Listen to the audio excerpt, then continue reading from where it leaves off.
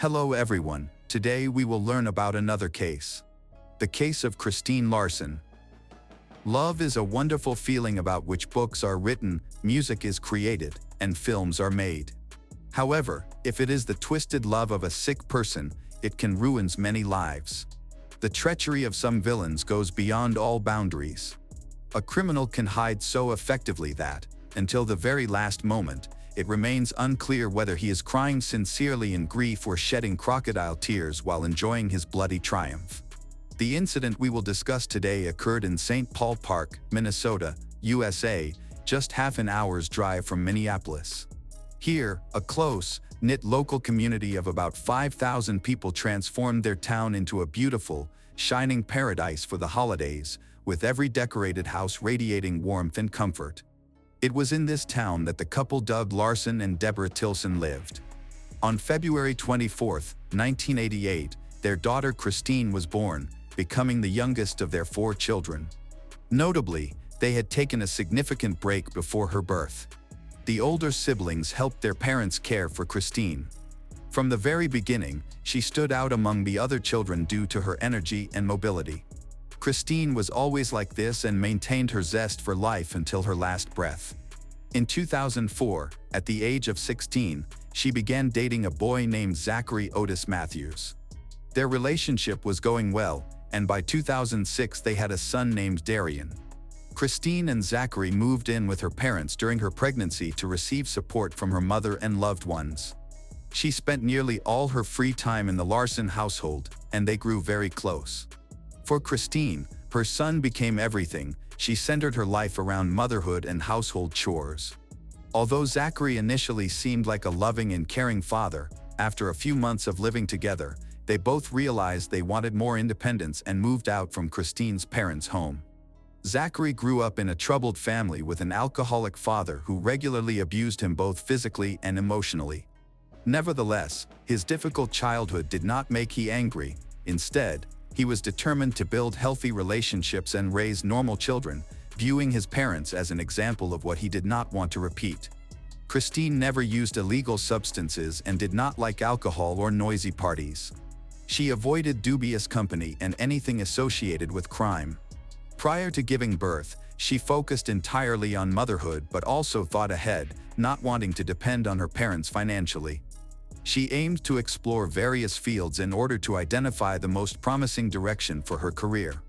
Therefore, she enrolled in bartender school and planned to attend nursing school afterward. Unfortunately, all these ambitious ideas were doomed to failure. On the evening of December 19, 2007, Kristine planned to bake Christmas cookies with her mother. It was a family tradition to bake signature cookies according to her grandmother's recipe every New Year's holiday. In the late afternoon, Kristine intended to return home to do this, but she had been out running errands during the day. Her mother stayed at home with her husband and adult children, waiting for Kristine's return. Evening fell, but she had still not arrived. They tried to call her, but were unable to reach her. Deborah was concerned but wanted to give her daughter a little more time. Perhaps she was delayed for a good reason and would return soon. Unbeknownst to Deborah, while she was worried and trying to contact Kristine, about half an hour away from their home, a man reported to the rescue service that he had seen a car burning in an alley near his house at around 8 p.m. Initially, the man called to report only the burning car, but then he grew curious about what was happening and examined the scene more closely. Just a couple of minutes after his first call, he made a second call, stating that there appeared to be a person inside the car. When firefighters and police arrived on the scene, it was too late. They found a charred body inside the vehicle. Although the face was badly damaged, it was evident that the victim was female. Furthermore, there were signs of strangulation on her neck and blood vessels around her eyes, indicating she had experienced prolonged and severe compression of the throat. The police observed that the victim was not wearing a jacket or shoes, which seemed strange given that December 19th in Minnesota was very cold. Anyone dressed like that would likely freeze. The authorities suspected that the victim might have been killed elsewhere, and that the car had been set ablaze to hide the traces of the crime. Examination of the burned vehicle led fire experts to conclude that the fire had started in the back seat. A nearly completely charred phone book was found there. During the investigation, a handbag was discovered containing a driver's license in the name of Kristine Larson, along with a photo of her with her son. An empty child's seat was also found in the back seat, raising concerns about the child's whereabouts and safety. The man who reported the burning car spoke with detectives. Their information helped clarify the timeline of events. According to initial investigation, the victim had sustained a blow to the head from a blunt object, after which something resembling a cord or wire had been wrapped around her neck, leading to her death. It was obvious that this was a brutal, premeditated murder, and the arson of the car was intended to hide these traces to confuse the investigation.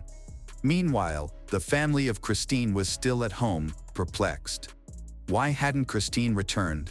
Her mother was still waiting for her daughter's help in making cookies. However, Kristine's stepfather, Daniel Tilson, tried to calm everyone down. He reminded his wife that their daughter was a 19-year-old girl who wanted to go for a walk and have fun, especially since they were talking about a very energetic, spontaneous person. So, they simply turned on the TV and sat down to watch, thinking that their daughter was spending time with friends. Both parents had to go to work, so the couple decided to forego the holiday cookies that evening and cook them later. However, when Deborah turned on the TV to watch the news before going to bed, they saw a report about a young girl found dead in a burning car. They didn't even think it could be Kristine. Deborah and Daniel looked at each other, almost in unison, thought how terrible it was to be the parents of a daughter who died in such a horrible way. Then, they turned off the bad news and went to bed. Around 3 a.m., there was a knock on the Larsons' door. When they opened the door, police officers from the Minneapolis Police Department stood on the threshold. The officers entered the kitchen, where one of them delivered the tragic news. Another unpleasant piece of news for them was the disappearance of Kristine's son, Darian. The police had searched the child in the home of Kristine's relatives, but he was not there. No one had the slightest idea where the baby was at that moment. During the day, he had been visiting his father's house. To everyone's relief, the police officers were able to contact Zachary, and it turned out that Darian was with him. He did not understand why he was being disturbed at such a late hour and thought that it could be about Kristine. He explained that they were supposed to meet that day, go shopping together, but since she had disappeared and ignored all his calls, he spent the day in despair. When Deborah conveyed the terrible news to him over the phone, he burst into hysterical tears. Somehow, Zachary managed to calm down. Deborah invited him and the child to visit them at their house. They wanted to unite to cope with the consequences of this terrible tragedy. Zachary immediately agreed. The police wanted to talk to the parents of Kristine to clarify the circumstances of the last days of Kristine's life.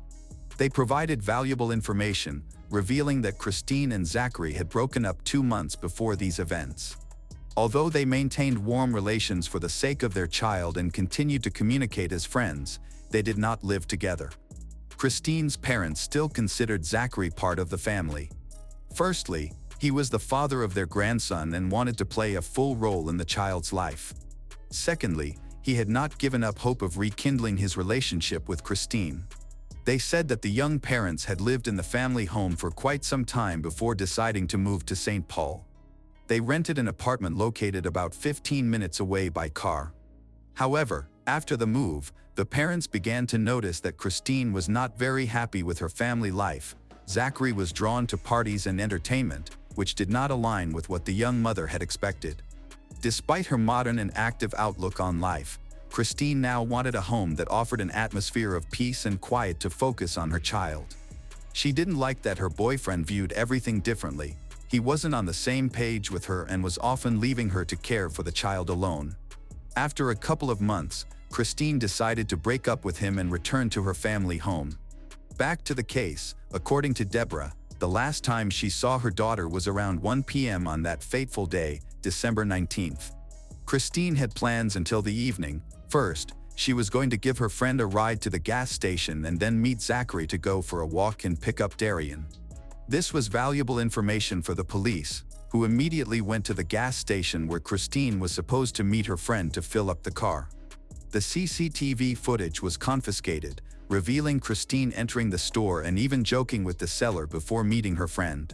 She appeared to be in a good mood, and the footage did not record anything incriminating. The investigators was decided to meet Zachary on the morning of December 20th. He came to the police station voluntarily for a planned conversation. According to his confession, Kristine hadn't even had time to reach him that day. He stated that they had a strong relationship connected by their child. Zachary still maintained a warm relationship with Kristine and her family. Zachary acknowledged that his love for socializing with friends made him seem unstable in Kristine's eyes, but he saw it as a way to relax after work. This was the reason for their breakup. Although they continued to maintain a loving relationship, it somewhat contradicted the words of Kristine's parents, who never mentioned anything about the resumption of Kristine's relationship with Zachary. In fact, on his social media page, he indicated that he was married, even though they never officially tied the knot. Kristine repeatedly asked him to remove this statement, but he refused and hoped that they would restore their relationship and eventually get married. Zachary also stated that in December they had joint plans. Kristine was supposed to come to pick up their son at around 2 p.m. All three of them were going to go to the store for Christmas presents. They also wanted to stop by a festival dedicated to the holiday so that the baby could see everything. Zachary called Kristine at 2:20 p.m. and then several more times, but she ignored him. Then Zachary decided to take the bus with his son to the festival on his own, thinking that as soon as Kristine showed up, she would call, and he would come back. He didn't want to waste time, so he made this decision around 3 p.m., collected the child, and they both left for the festival. The father and son arrived there at about 4 p.m. and stayed for only about an hour. First, the noise bothered the baby. He didn't want to disturb him. Secondly, he didn't want to be there for long without Kristine's company, as she never got in touch. Thirdly, he believed that during this time she could return for the child, and he was waiting for her. According to him, when he returned home, there was no one there. He claimed to have spent the rest of the evening and night waiting until he received an alarming call from his beloved's relatives. His alibi was quickly confirmed since at the festival there were special sheets for registration where attendees had to sign in upon arrival. During the check, Zachary's name was found. Additionally, several witnesses confirmed seeing him and child at the event. Despite initially becoming the main suspect, he was almost immediately ruled out after the news of Kristine's murder. Zachary posted on his social media page that he missed her and would do everything for their son to ensure that the boy smiled, as Kristine would have wanted. While detectives attended the festival and corroborated Zachary's story, they managed to find a new potential clue reported by friends of Kristine. According to them, shortly before her death, Kristine had met a young man named Derek, her new boyfriend. The detectives decided to check the alibi of the former by contacting Derek and arranging a meeting with him at the station. However, they were unable to reach him, which raised suspicion, prompting the police to look for him more actively. It turned out that he had not shown up for work on December 20th, the day after Kristine's death. No one who knew him had seen him since. This seemed like an even stranger coincidence. He never returned for his work shift and did not answer phone calls, making him technically missing. On December 21st, they managed to contact him through his friends, persuading him to come to the police station voluntarily. According to Derek's account, he saw Kristine on December 19th at around 2:15 p.m. He claimed he was walking along St. Paul Park Street near his house when she drove by.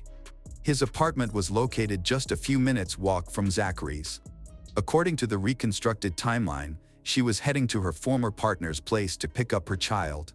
Derek waved at her, and she stopped, confirming that she was indeed going to pick up gifts. They chatted for a short time about an upcoming meeting and decided they could meet later that evening or the next day. Kristine left, promising to call, but then simply stopped getting in touch. Derek confirmed that she seemed fine, with no unusual behavior or appearance. She was excited about the upcoming holidays with her family and in good spirits. The police believed Derek's account since he remained calm, answered questions clearly, and did not raise any suspicion. His words were corroborated when detectives checked the surveillance camera recordings from one of the houses. He accurately described the meeting with Kristine. Derek had indeed left the area and did not seem suspicious. He justified his strange absence from work by stating he was sick, and his management confirmed this. However, this situation confused the detectives. They did not dismiss Derek and did not want to overlook any clues. Given the time intervals Derek indicated, he became the last person known to have seen Kristine alive, thus moving to the top of the suspect list for the murder. They obtained warrants, including permission to check the records of Zachary's phone conversations. The police, however, could not connect Derek to the crime. They were physically in different locations all day, only crossing paths for a few minutes. The investigation simply lacked sufficient information, but detectives noted that near the location where the burning car and body were found, there was an interstate highway equipped with numerous surveillance cameras. The police decided to review any violations or instances of reckless driving reported on December 19th. It turned out that night an unknown person had called emergency services to report reckless driving, describing how an unidentified man was driving along the freeway from Minneapolis towards St. Paul Park. According to the description, the driver resembled an old friend of the detectives, but it was neither Derek nor Zachary, which puzzled the detectives anew. They decided to check Zachary's phone records and quickly discovered that his initial statements about staying home all night with the child were lies. Instead, he had been traveling on the regular highway between St. Paul and Minneapolis.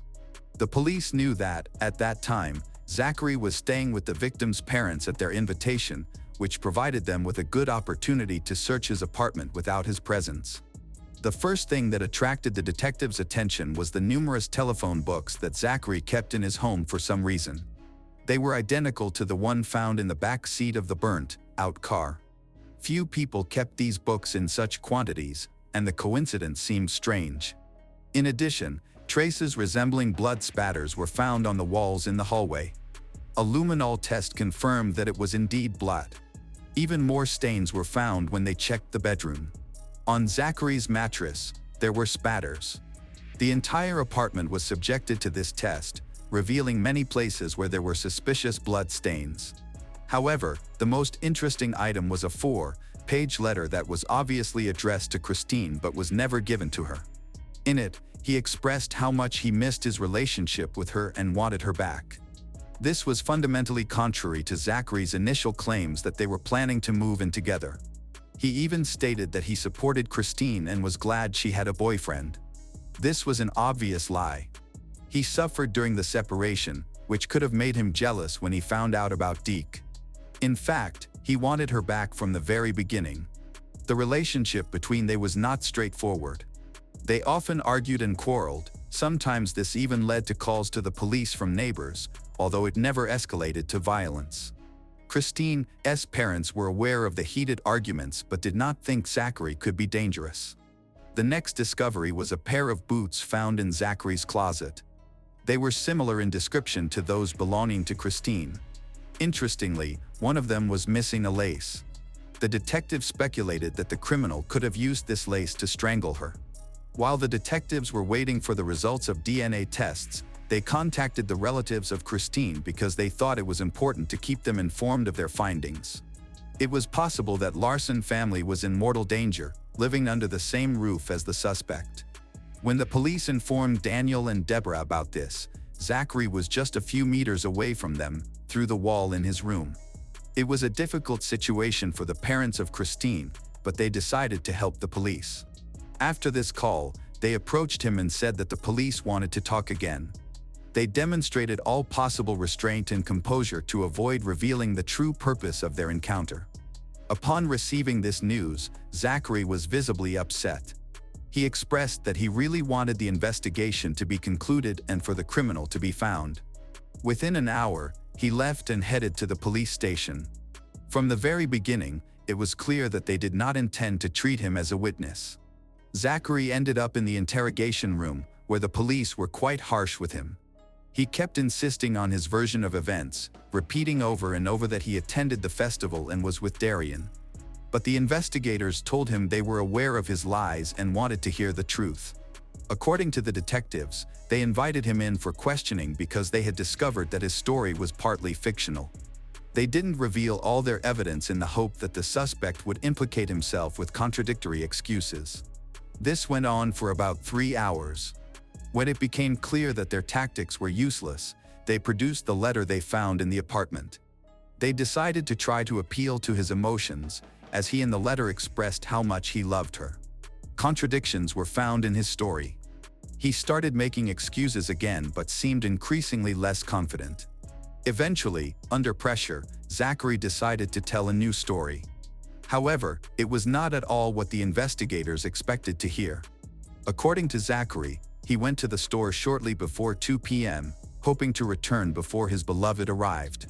When he returned with his son, he found Kristine unresponsive in the living room closet, the same place where the police found the shoes during their search. He claimed he was so scared when he found her that he decided to hide the body, fearing legal issues. He understood that this story would not be believed, so his best choice was to transport Kristine by car to the outskirts of the city and abandon her. According to Zachary, he did just that and then walked more than 10 kilometers to his apartment, leaving baby Darian home alone without supervision. According to him, he did not even set fire to the car with the body, so he had no idea what happened after that. All this sounded completely implausible. His trip with the boy did not align with his fabricated story about attending the festival, making it clear that he was lying. It became evident from Zach's words that he was not involved in what happened, yet he appeared at all stages of the massacre. While this was not a confession, the police believed they would now be able to reconstruct the timeline of events from December 19th more accurately. According to the detectives, Kristine had indeed come to her ex's apartment after speaking with her new boyfriend around 2:15 to 2:30 p.m. It was believed that Zachary wanted to discuss rekindling their relationship, but everyone knew that Kristine was not interested in such a conversation, as she had already started dating someone new. Zachary probably didn't know about the relationship, but Kristine confessed to him about her new boyfriend, which provoked a fit of anger. A conflict arose that ultimately led to murder. All this happened just on the other side of the wall from his son, but the child was too young to understand anything. Then, he took Darian and went with him to the Christmas festival by bus, leaving his beloved's body in the apartment. When he returned, he left the child alone and took the body, deciding to find a place to dispose of Kristine's car and cover his tracks. The arson was planned in advance. The fire succeeded, but it did not burn as strongly as he had planned, and there were enough traces of the crime left on the body. The examination showed that the blood found in his apartment belonged to Kristine, and the shoelaces were identified as the murder weapon. His DNA was also found in Kristine's car. On December 24th of that year, Christmas Eve, Zachary was officially arrested and charged with the murder of Kristine Larson. A little less than a year later, in October 2008, the jury found Zachary Otis Matthews guilty of first-degree murder, and he was sentenced to life imprisonment without parole. After that, Darian was handed over to Kristine's parents, who raised him as their own son. Curiously, even the new boyfriend with whom she had a short relationship played a significant role in the child's life. He communicated with him regularly, wanting to remind the boy of what a wonderful person his mother had been. Despite their brief relationship, Derek thought Kristine was a remarkable girl and mourned her deeply. He wanted Darian to never forget his mother.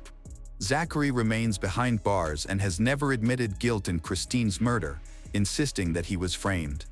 Therefore, accurately reconstructing what he had to endure leading up to her death, as well as determining the motive for the crime, is not possible. Welcome back, mystery lovers. Today's case is going to keep you on the edge of your seat. The case of Jennifer Corbin. Jennifer Corbin, a 33-year-old woman, was married to Barton Corbin, a well-known 40-year-old dentist in Beaufort, Georgia. They have been together for 7 years and live in a beautiful house in an upscale neighborhood. They had 2 sons, Dylan and Dalton, aged 5 and 7. From the outside, the Corbins appeared to have an ideal life, a large house, happy family photos, and a stable family dynamic. Barton was regarded as a model father, while Jennifer was deeply devoted to motherhood. Despite their outward appearances, tensions between Jennifer and Barton had been growing.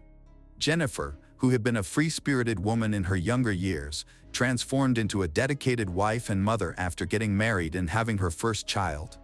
She was known for her warm personality and her ease in building relationships with people from all backgrounds and age groups. Her sociable nature led her to volunteer at her church, where she worked in the Sunday school program for children. When Jennifer and Barton first met, her family warmly welcomed him, quickly treating him as one of their own. He often joined them on trips and spent most weekends with them. Barton was seen as intelligent and charismatic, easily winning over those around him. However, over time, the marriage began to falter. Jennifer eventually realized that continuing the relationship was no longer possible. Despite her repeated efforts to repair the marriage, she came to terms with its failure and began preparing for a divorce. Everything changed for the Corbin family on the morning of December 4, 2004.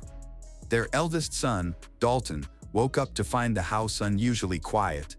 His mother usually rose earlier than everyone else, and his father, Barton, would already be preparing for work. But that morning, an eerie silence filled the home. Neither of his parents was anywhere to be found. Concerned, Dalton repeatedly called out to them, but there was no response. Finally, he entered his parents' bedroom and was horrified to find his mother lifeless. Horrified by the scene, Dalton, still wearing his pajamas, rushed to their neighbors for help, too distressed to even change his clothes. The neighbors quickly entered the house and confirmed that his mother, Jennifer, had passed away. Without wasting any time, they called emergency services at 11 a.m. When relatives were notified of the tragic news, they were in utter disbelief. Nobody could have ever imagined such a terrible incident, especially since Jennifer had always been viewed as a strong and devoted mother. By the time family members arrived at Jennifer's house, law enforcement officers were already on the scene conducting their investigation. Her sister Heather went to the neighbor's home to comfort and care for Dalton and Dylan. Meanwhile, Dalton was inconsolable, crying uncontrollably. The traumatic experience left a deep psychological scar on him, and he struggled for a long time to cope with the horrifying memory of what he had witnessed. Jennifer's body was found in the bedroom of her house. She was wearing a nightgown and lying on her side. A weapon was discovered under the sheet next to her, with her hand resting nearby. Divorce papers were also found under the sheet. On the nightstand, there was an open bottle of wine. Jennifer had been going through an incredibly difficult time. Her husband had filed for divorce, sought custody of their children, planned to take the case to the Supreme Court to claim their property, and even demanded alimony. At first glance, the scene suggests that Jennifer voluntarily ended her life. The challenges she faced seemed overwhelming, and she had previously expressed frustration at seeing what she had long considered an ideal marriage crumble before her eyes. During this time, Jennifer frequently confided in her loved ones, sharing her fears of potentially losing custody of her children and the difficulties she anticipated during the divorce proceedings. Despite the police initially ruling her death as a voluntary act of ending her life, her family strongly disagreed with this conclusion. By late December, their frustration with the authorities had reached its peak. They insisted that she would never harm herself. To her, the divorce was not a tragedy but rather an opportunity to finally gain the freedom she had long awaited, despite the obstacles ahead. Her family emphasized that Jennifer had at least two vital reasons to live: her two sons, Dalton and Dylan. Everyone who knew Jennifer well was convinced she would never harm herself. Even if she had, they believed she would neither have done it at home nor allowed her child to be the one to discover her. It was clear to everyone that someone else must have been involved. Her relatives demanded that the culprit be identified and brought to justice, while her parents even had a prime suspect in mind: her husband, Barton Corbin. Typically, in cases like this, the spouse is the first to be investigated. Accompanied by a lawyer, Barton went to the police station to answer their questions. He stated that the night before Jennifer's death, he had been at a restaurant with friends until 1 a.m. Afterward, he drove to his brother's house, where he spent the night. Barton explained that he and Jennifer had argued earlier, and he chose not to return home, meaning he hadn't seen her since the previous day. He voluntarily handed over the clothes he had worn that evening, and detectives found no traces of bloodstains, scratches, or signs of defensive wounds on him. Testing for gunpowder residue on his hands also came back negative. With no further evidence to implicate Barton, investigators had no additional questions for him. Meanwhile, Jennifer's relatives continued to insist that she had been murdered. As they pushed for further investigation, the district attorney began looking into the troubled history of Jennifer's marriage to Barton. What they uncovered was a dark past connected to Barton's time as a dentist. While investigators delved into Barton's background, they discovered that 14 years prior to Jennifer's death, he had been involved in another romantic relationship that ended under similarly suspicious circumstances. During that time, Barton dated a fellow dentistry classmate named Dolly Hearn, a bright, cheerful, and beautiful young woman. Interestingly, Jennifer's family had never heard of Dolly until the investigation began. But what had happened to Dolly? According to Dolly's sister, she met Barton in their third year at Georgia Medical College, where they were both studying dentistry and living on campus. Initially, the relationship seemed fine, but over time it grew strained and became increasingly aggressive. Witnesses recalled that as the relationship deteriorated, Barton became overly jealous and verbally abusive. Dolly eventually decided to end the relationship. However, following the breakup, her life took a troubling turn. A series of strange and unsettling incidents began occurring, leading Dolly to consider contacting the police. Her apartment was broken into, the windows of her car were smashed, paint was poured into her gas tank, and a parcel was stolen from her mailbox. Later, an essential coursework file containing a patient list from a dental clinic mysteriously disappeared. One particularly concerning incident involved someone breaking into Dolly's apartment and swapping her contact lens solution with hairspray. The most concerning incident, however, was the disappearance of her cat, which was never found. At first, Dolly dismissed these occurrences as mere bad luck, a rough patch in her life. But as the incidents mounted, she began to recognize a pattern. These were not random coincidences. Dolly felt targeted and tormented. She confided in friends and family, convinced that her ex-boyfriend Barton, who had been struggling to cope with their breakup and behaving aggressively, was responsible. Determined to catch Barton in the act, Dolly attempted to secretly record a conversation with him, hoping he would confess to his actions. However, Barton grew suspicious and abruptly ended the conversation. After that meeting, the unsettling incidents in Dolly's life began to taper off. Still, she lived in fear, avoiding being alone in her apartment and worrying about the possibility of future attacks or ambushes. As summer vacation approaches, Dolly gradually returns to her normal life, leaving all her problems behind and believing that Barton has ceased to harass her. She even attended her brother's graduation, looking radiant and happy. Tragically, no one could have predicted that she had only a few days left to live. On the afternoon of June 6, 1990, Dolly's neighbor discovered her lifeless body in her apartment.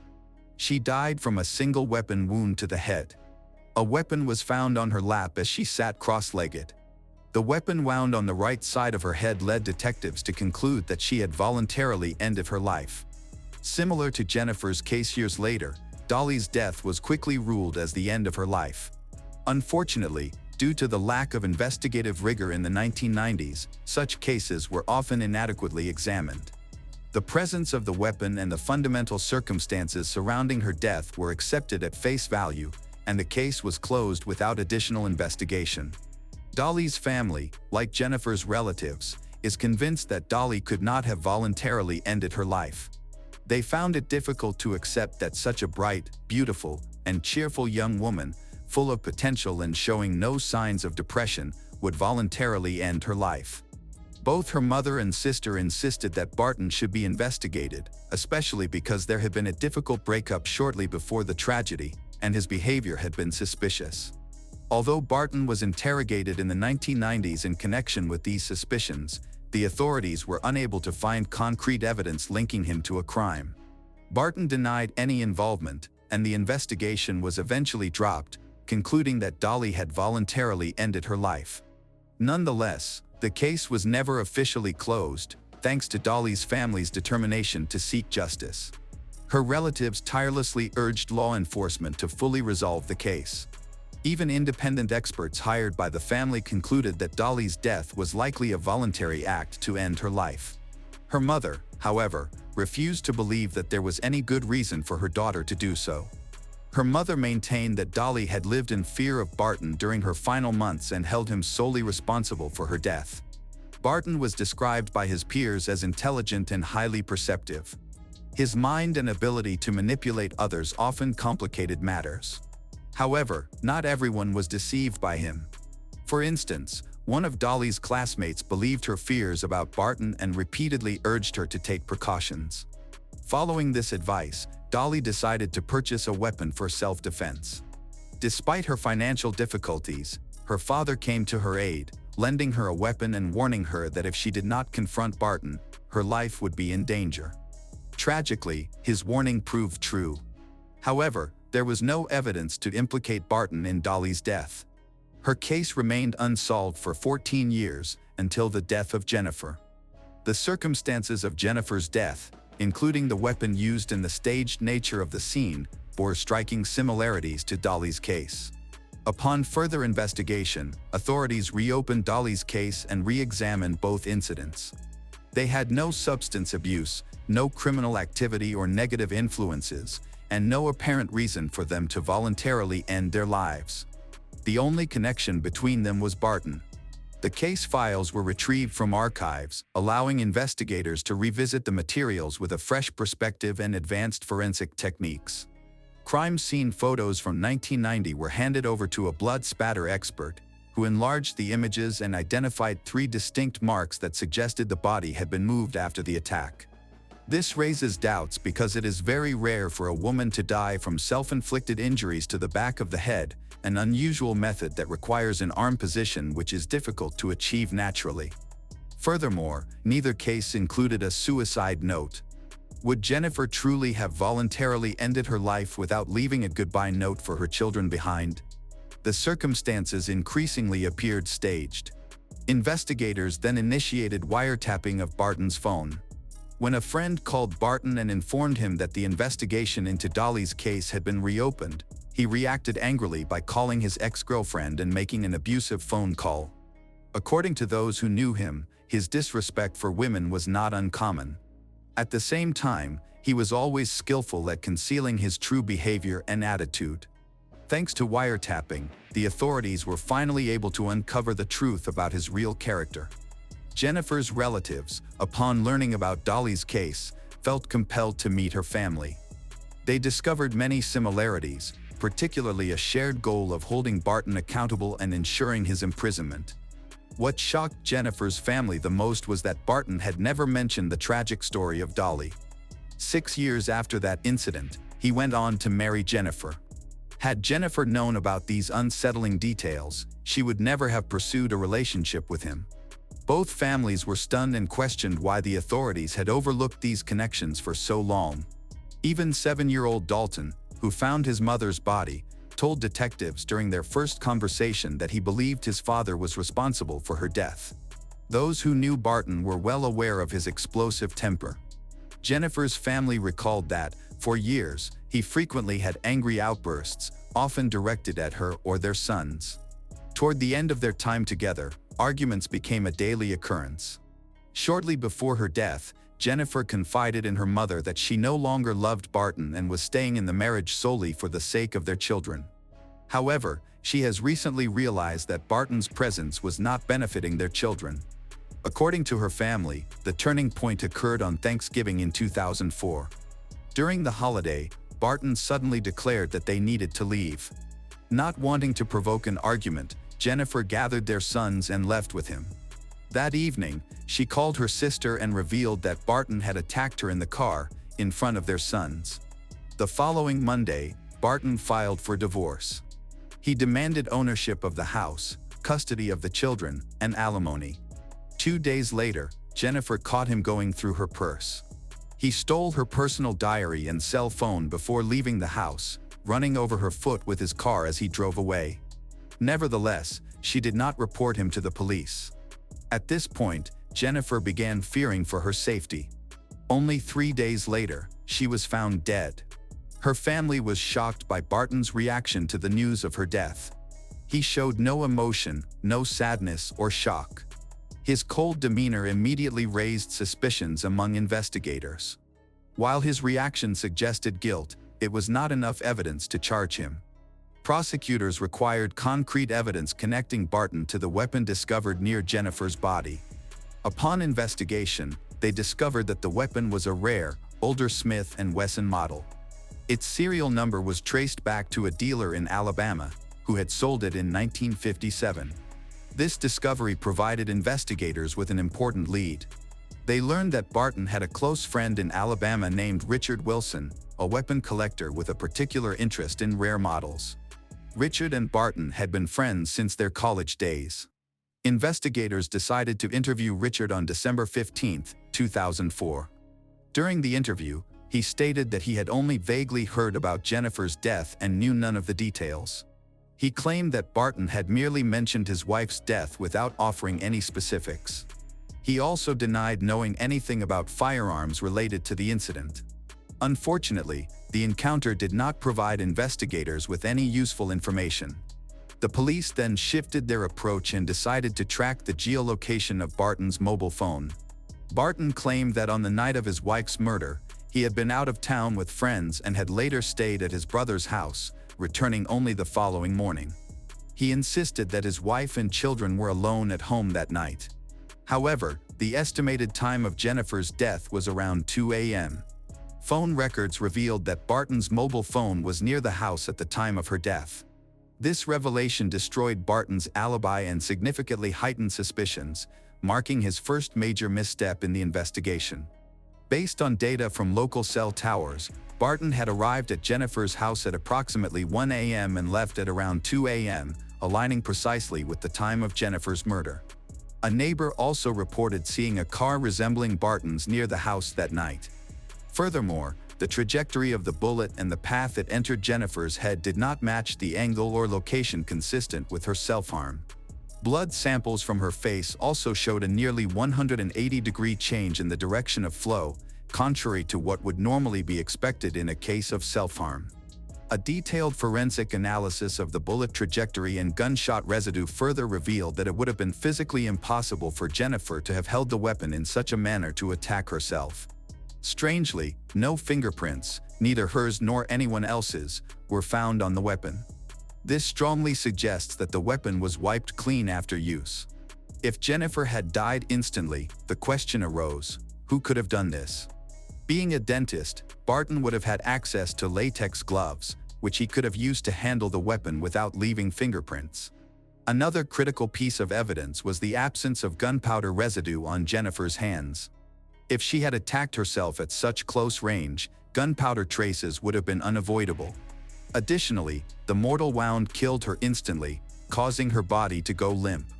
This would have made it impossible for her hand to be resting on the weapon underneath the sheet. Clearly, she could not have placed it there herself. County authorities were unable to complete their investigation into Jennifer's murder, but they had already charged Barton with the murder of Dolly. He was arrested, and his dramatic capture was broadcasted on the news. Barton clearly had no idea that the first charge against him was related to the massacre that had occurred 14 years earlier. For Dolly's family, the live broadcast of the arrest was the most meaningful moment of their lives, something they had been waiting for 14 years. Soon after, Barton faced accusations of murdering his spouse, Jennifer. Consequently, he had to confront two groups of prosecutors simultaneously. To defend himself, Barton hired top-tier lawyers. During the preliminary hearing, Barton's defense attorney argued that Jennifer and Dolly had voluntarily taken their own lives, claiming that the link between Barton and the cases was purely coincidental. Several independent forensic experts supported this argument, aligning their findings with the defense's claims. Additionally, the defense insinuated that renewed interest in Jennifer's case had reignited suspicions about Dolly's death, accusing investigators of drawing superficial and unfounded conclusions in both cases. The prosecution, however, highlighted the improbability that two women, Jennifer and Dolly, both romantically involved with the same man, would die in similarly tragic circumstances as mere coincidence. While the prosecutor's office presented strong evidence, the defense skillfully challenged these claims. For example, they argued that the blow during the Thanksgiving altercation was not an act of domestic violence but an unintentional slip, a point that could weaken the prosecution's case. As for the absence of fingerprints on the weapon used in Jennifer's murder, The defense explained that the textured surface of the handle made it difficult to produce clear prints, a claim supported by some forensic experts. In the Supreme Court, the defense aimed to counter the prosecution's arguments by highlighting procedural errors in the investigation and methodically addressing each point. They proposed alternative explanations, such as the possibility that gunpowder particles were trapped in Jennifer's hair, which could account for the absence of traces on her hands. The defense meticulously analyzed inconsistencies in the prosecutor's narrative, including presenting a plausible angle of bullet entry and demonstrating a method of holding the weapon that Jennifer could have executed herself. Barton's phone was detected near Jennifer's house around 2 a.m., but the defense argued that this was insignificant due to the unknown exact time of her death. This argument gained traction as her body temperature suggested that she might have died much later. One expert estimated her death occurred around 6 or 7 a.m., a time when Barton was confirmed to have been elsewhere. The defense also emphasized that Jennifer had strong motives to end her life due to her tumultuous personal circumstances, including a divorce, a collapsing family situation, the risk of losing both her home and custody of her children, and the possibility of having to pay alimony to her husband. Further complicating the situation was Jennifer's online relationship with a man named Chris, which had been ongoing for some time. This relationship caused her to worry about her emotional stability, which negatively affected her public image. Barton's chances of winning the custody battle seemed stronger in light of this revelation. Jennifer's family feared that the defense would use her online relationship to tarnish her reputation during the hearings. However, they understood her actions, as she had been seeking comfort and emotional connection after spending years in a relationship with Barton, whom she no longer loved. Her correspondence with Chris continued up until the final moments of her life. The police eventually discovered the true identity of Jennifer's online correspondent, a woman named Anita, from Missouri, a mother of 2 children who had simply been searching for a pen pal. Anita had introduced herself as a man when she began communicating with Jennifer. Sharing her struggles, Anita found common ground with Jennifer, though the 2 women had never met in person. Importantly, Anita had no connection to Jennifer's death. Meanwhile, prosecutors faced significant challenges in the case, as Barton's defense team excelled in highlighting flaws in the investigation. The most significant issue was the lack of evidence directly connecting the weapon to Barton. A pivotal development shifted the course of the case when the Supreme Court investigated telephone wiretaps. It was discovered that, on November 30, 2004, Barton had a face-to-face conversation with his friend Richard in Alabama, rather than communicating over the phone as previously believed. The investigation revealed that the weapon used in the crime belonged to Richard, leading to significant progress in the case. Just 1 day after Barton filed for divorce and 5 days before the murder, he visited Richard, the owner of the weapon. This revelation greatly strengthened the prosecution's position. In September, an investigator handed the prosecutor a note from the Alabama police chief, revealing critical new information. The note stated that Richard had been questioned about the weapon. During the interrogation, the police chief reported that Richard had admitted Barton approached him on November 30, 2004, seeking the weapon for self-defense. Barton, worried that his wife might be unfaithful and amid a contentious divorce, feared for his safety. Richard willingly handed the weapon over to Barton, which proved to be a key breakthrough in the case. This new evidence directly links Barton to the weapon and confirms that his wife, Jennifer, was unable to access it. A major challenge for Barton's defense team arose just days before the trial was set to begin, when this critical information was revealed. The development gave the district attorney newfound confidence in securing a conviction.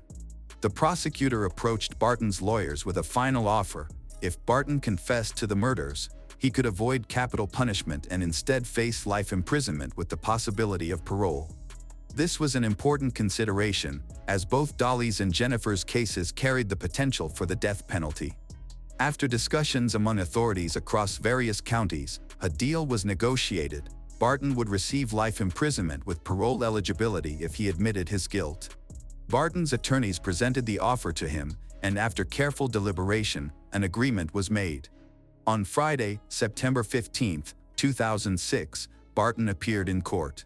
Instead of mounting a defense for acquittal or fighting the possibility of capital punishment, Barton surprised everyone by confessing to the crimes.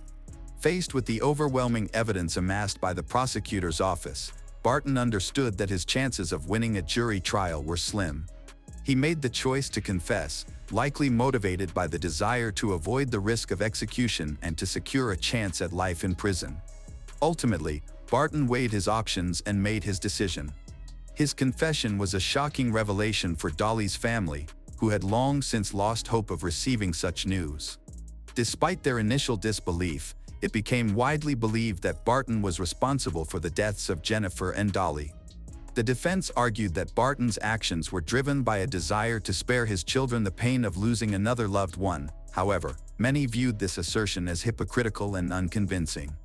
In reality, Barton seemed primarily concerned with saving himself from a lethal injection. Jennifer's two sons, Dalton and Dylan Corbin, were placed in the care of Jennifer's sister, Heather. Their father was sentenced to life in prison, and all contact with him was permanently severed. Hello, crime enthusiasts. Are you ready for another chilling investigation? The case of Adrienne Shelly. Adrienne Shelly, whose real last name was Levine, was a well-known actress, director, and screenwriter.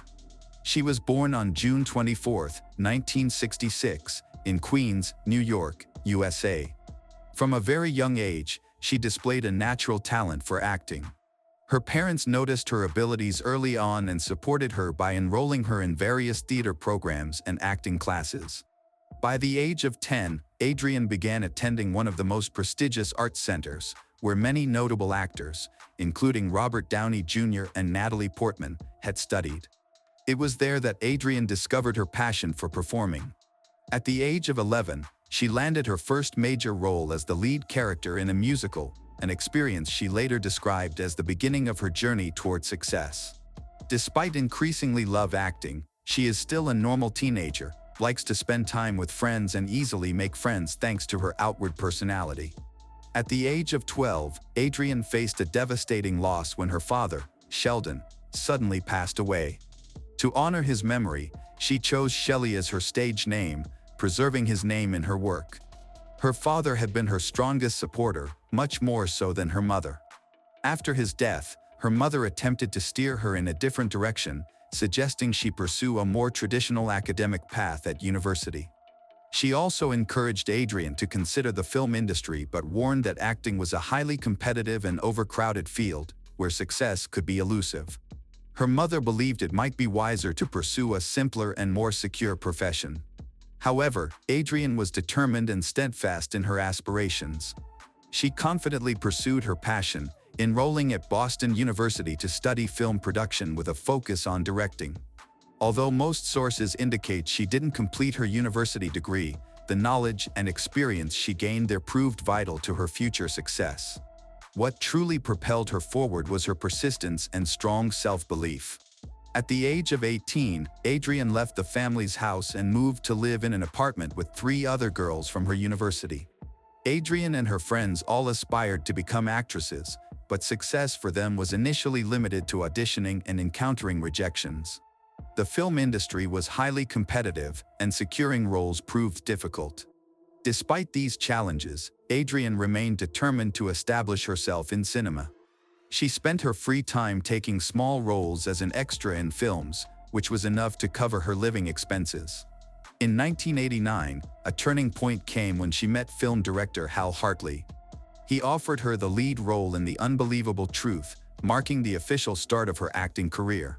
Her relationship with Hartley blossomed, and she became his muse, burning roles in several of his films. This recognition extended beyond New York to Hollywood, where she gradually built her reputation in the U.S. film industry. She received offers for leading roles in Los Angeles but turned down most of them, choosing to focus her career in New York. To her, New York had a deeper connection to the film industry than Hollywood. Adrienne continued to grow professionally without relocating. She focused on her craft and steadily laid the foundation for her success. She appeared in numerous productions, including comedies, and during this time, decided to explore screenwriting and directing. In 2001, she met Andy Ostroy, with whom she entered into a romantic relationship. They got married, and in 2003 welcomed their daughter, Sophie. While pregnant, Adrienne began writing the script for the comedy film Waitress. The story featured a realistic portrayal. The main character was pregnant and trying to escape from her abusive husband, who tormented her throughout their marriage. This was a bold move, as pregnancy in films is usually depicted in a positive light. Adrienne chose to highlight the challenges women face during this time, offering a fresh and innovative perspective. After giving birth to her daughter, Sophie, Adrienne decided to continue pursuing her career in the film industry. Waitress became a true success and marked a significant milestone in her career. The film premiered in 2007, but tragically, Adrienne did not live to see its triumph, as she had passed away before its release. While working on the film, she rented an office on Abingdon Square in Manhattan's West Village. It was a simple apartment where she often worked alone. For her, this space was a personal sanctuary, offering a sense of safety amidst her creativity. Adrienne crafted a unique atmosphere in her work environment, showing great care and reverence for her improvised studio. She approached her work with meticulous attention to detail, one that visitors often remarked was almost excessive. It was clear to everyone that Adrienne had a promising future ahead of her, which made the tragic and shocking end of her career all the more devastating. November 1, 2006, started as a typical day for Adrienne and her family. She woke up early to prepare for work in her office, while her husband, Andy, and their daughter, Sophie, followed their usual morning routine. Andy, an actor and producer, took Sophie to kindergarten and then headed to work, dropping Adrienne off at her workplace along the way. Throughout their relationship, Adrienne and Andy maintained the habit of staying in regular contact during the day, frequently calling each other to share updates. This tradition had remained unbroken for years. However, on November 1st, Adrienne's silence was startling. She didn't call Andy and failed to answer any of his calls, which was completely out of character for her. Andy wasn't initially worried. He understood how devoted Adrienne was to her work and assumed she might be tied up, especially since she had planned to start several new projects that day. He figured she was deeply engrossed and decided not to disturb her over minor issues. Andy worked through the day until evening, but when he wrapped up his shift and called her again, she still didn't answer. By this point, her lack of communication was unusual. Adrienne typically made time to reach out during her busy periods or at least send a quick message. Her silence was becoming increasingly concerning. Around 5:30 p.m., Andy picked up his daughter from kindergarten. Adrienne was still unreachable, and his concern deepened. Her behavior was unlike her. Normally, she would have checked in or let him know if she was occupied. Worried, Andy decided to drive to her rented office, a habit he often practiced on gloomy days like this due to the poor weather in New York. He tried calling her again to arrange a pickup time but received no response. By now, he couldn't shake the unsettling feeling that something was wrong. Andy took his daughter, Sophie, to her grandmother's house and asked the grandmother to watch Sophie while he went to the office. Without a spare key to the building, he approached the doorman upon arrival, hoping to gain access with a duplicate key. The concierge refused to give Andy the key due to strict building policies, prompting Andy to suggest they go upstairs together. The doorman was familiar with Adrienne, as she was a celebrity, and recognized her husband as well. He mentioned that Adrienne hadn't left the building all day, which was unusual because her work should have been finished, and she should have been preparing to leave. The concierge agreed to Andy's suggestion, but when they reached the floor, they realized the keys weren't needed. The door was unlocked. This was unexpected, as Adrienne was always meticulous about locking her office, even for brief absences. Typically, she would secure the door from the inside to ensure privacy and avoid interruptions.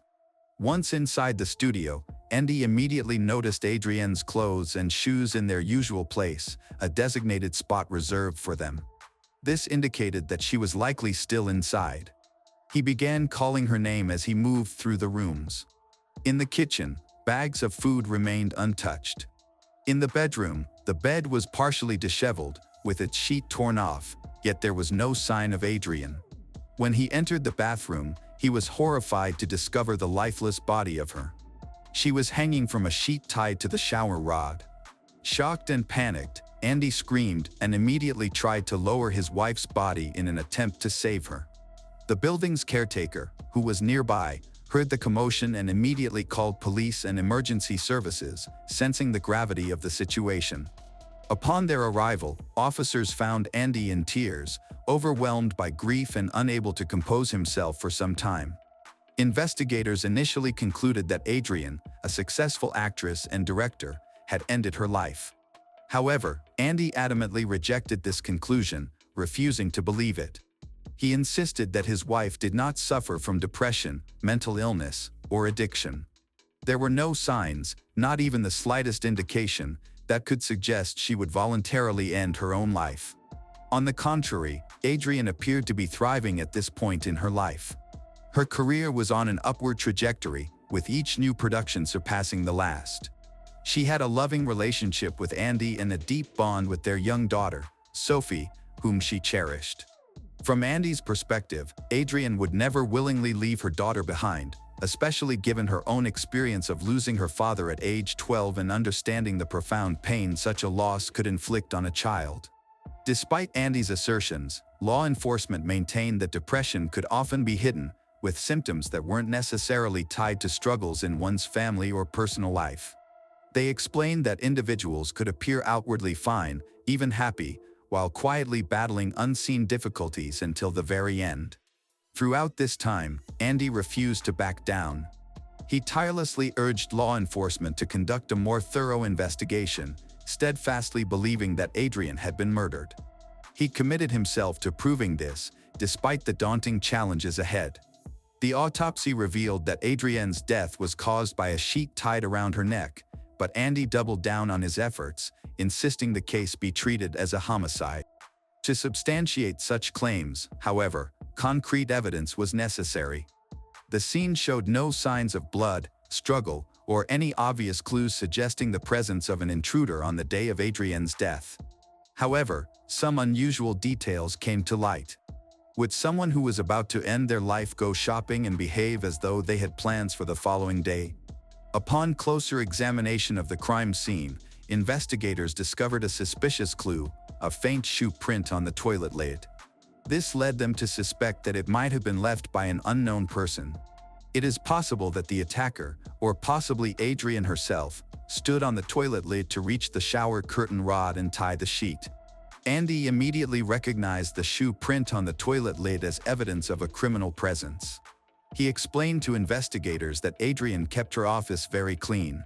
Adrienne had installed a special closet and cabinet near the entrance, requiring everyone to remove their shoes or boots before entering. Walking around the apartment in footwear was strictly forbidden, and Adrienne would become extremely upset when this rule was violated. Therefore, Andy firmly believed that the shoe print could only have been left by someone who entered the studio without her permission. Adrienne's fastidiousness regarding cleanliness was well known among her close friends and family, all of whom confirmed it during interviews with detectives. Upon realizing the connection, investigators scrutinized the shoe prints, paying close attention to the tread pattern and size. Their findings supported Andy's claims. The print did not match the shoes worn by either him or his wife. Furthermore, fingerprints were discovered on the shower rod that did not belong to Adrienne. While it appeared that someone had tried to wipe them away, the effort had been incomplete, leaving traces for investigators to uncover. Adrienne's close acquaintances were investigated, but none of them had shoes matching the traces found. Furthermore, their fingerprints did not match those recovered from the scene.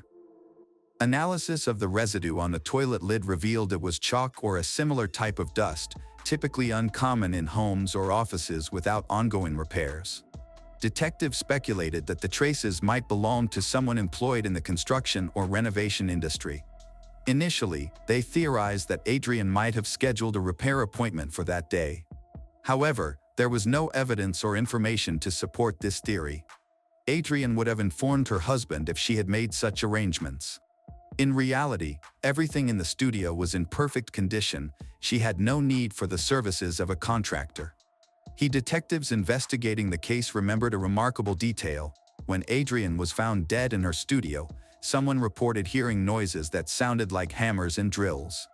Initially, the police were skeptical about this detail but decided to investigate further. It turned out that renovation work was indeed taking place in the apartment directly below Adrienne's studio. The apartment owner, who had no connection to Adrienne and didn't even know her, confirmed that workers were present on November 1st, completing the final stages of the renovation. He himself was not present in the apartment at the time because the construction company needed access to tear down walls and install new partitions. This detail intrigued the detectives, as such work generates significant dust capable of leaving white marks. The apartment owner granted them permission to inspect the site, where they found substantial dust samples, which were subsequently sent to the lab for testing. Laboratory results confirmed that the dust matched the residue found in Adrienne's studio, indicating that at least one worker from the renovation had entered her office. Detectives then contacted the general contractor at Bradford General Contractors to identify the workers who had been on site during that period. At this stage, investigators encountered difficulties due to the company's practice of cutting costs by hiring workers who were not officially employed. This was common in the United States at the time, especially with the influx of migrants. Many workers were undocumented and lacked proper visas. However, following a period of investigation, the individual overseeing the project verified the list of everyone present at the apartment on November 1st. Among them, the most suspicious was Diego Pilco, a 19-year-old who had recently arrived in the U.S. from Ecuador. Upon his arrival, he started working for Bradford to save money. Initially, he planned to use the earnings to repay a debt in his native Ecuador, which had helped finance his journey to the United States. Diego's behavior drew attention. He often appeared anxious and acted strangely. He was still working for Bradford when investigators tracked him down. They brought him to the police station for questioning, where detectives got straight to the point. Diego was directly asked about Adrienne's murder. Surprisingly, he did not deny it. Instead, he confessed almost immediately upon entering the office. He explained his account of the incident, repeatedly stressing that it had been accidental. He insisted he was not a bad person but was struggling with severe financial difficulties and had acted out of desperation. Diego revealed that on November 1st, he was working in the apartment below Adrienne's studio alongside several other laborers, completing the final stages of the renovation. The demolition of walls created substantial noise, which was expected given the nature of the work. About an hour into their tasks, Adrienne became upset with the loud noise. Frustrated, she angrily shouted that the noise was interfering with her ability to focus. Diego felt her behavior was condescending, as if she were implying her work was more important than theirs. She demanded the workers stop making noise, but Diego considered this unreasonable, as demolishing walls could not be done quietly. The young workers calmly explained the situation to Adrienne. However, she refused to listen. She entered the apartment and began yelling. Frustrated, Diego grabbed a hammer and threw it in her direction.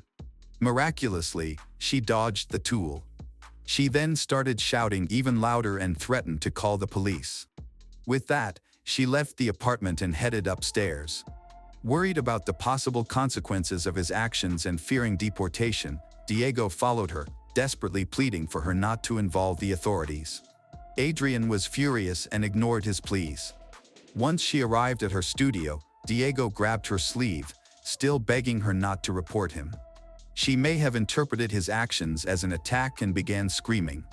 Losing control once again, Diego struck her in the face. Adrienne fell, hit her head, and stopped moving. Convinced that she had died from the blow, Diego panicked. He locked himself in the office, overwhelmed and unsure of what to do next. Adrienne remained still and did not get up.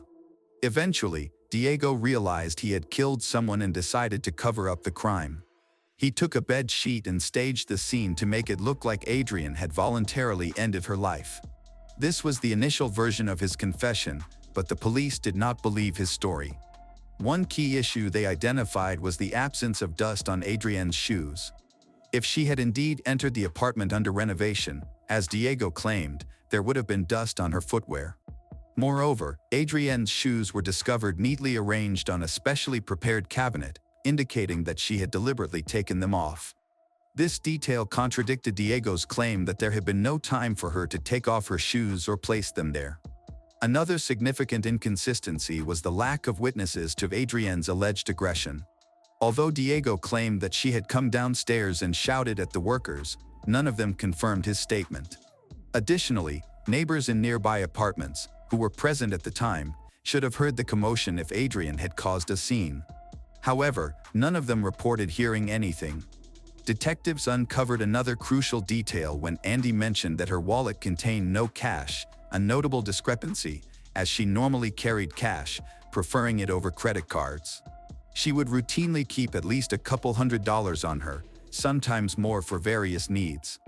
This habit helped investigators identify a possible motive, an illegal immigrant seeking to profit from Adrienne's belongings. Moreover, forensic analysis revealed that the circumstances of her death did not align with Diego's initial confession. She had still been alive when she was hanged. Her actual cause of death was strangulation, with no evidence of a fatal head injury. Despite these glaring contradictions, Diego persisted in sticking to his story for a while, maintaining that Adrienne had initiated the conflict. However, under pressure from mounting evidence and inconsistencies, Diego's account began to change significantly. Detectives interviewed his acquaintances to gather insights into his character but found that he had limited interactions outside work. His colleagues described him as someone struggling with financial issues, desperately trying to pay off debts. Beyond this, he seemed to be an ordinary young man hoping to establish his life in the U.S. Further investigations among the residents of the apartment building revealed additional witnesses. Diego had a troubling habit of staring at women for extended periods, an unsettling behavior that made residents uncomfortable. However, no one had observed him behaving aggressively or attacking anyone. Adrienne's husband, Andy, continued to insist that Diego's account was false and merely an attempt to justify his actions. Andy maintained that his wife was never aggressive and always treated others with respect, regardless of their background. The missing cash from her wallet pointed to a clear motive. Although valuable equipment and supplies remained intact, the loss of several $100s remained unexplained. Before the trial, scheduled for 2008, Diego presented a new explanation that was more plausible than his initial story. He claimed that he had been drinking while at work and encountered Adrienne in the elevator. He stared at her and suddenly realized she was someone famous.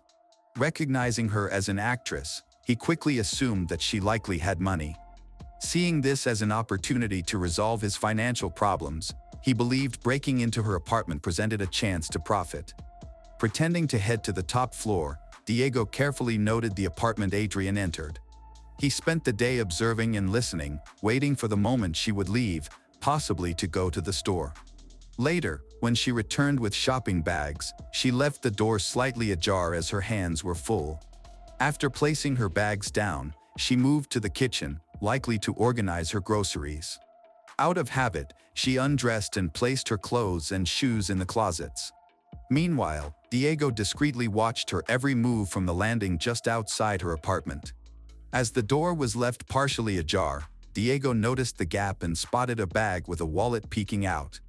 Unable to resist the temptation, he saw an opportunity to steal.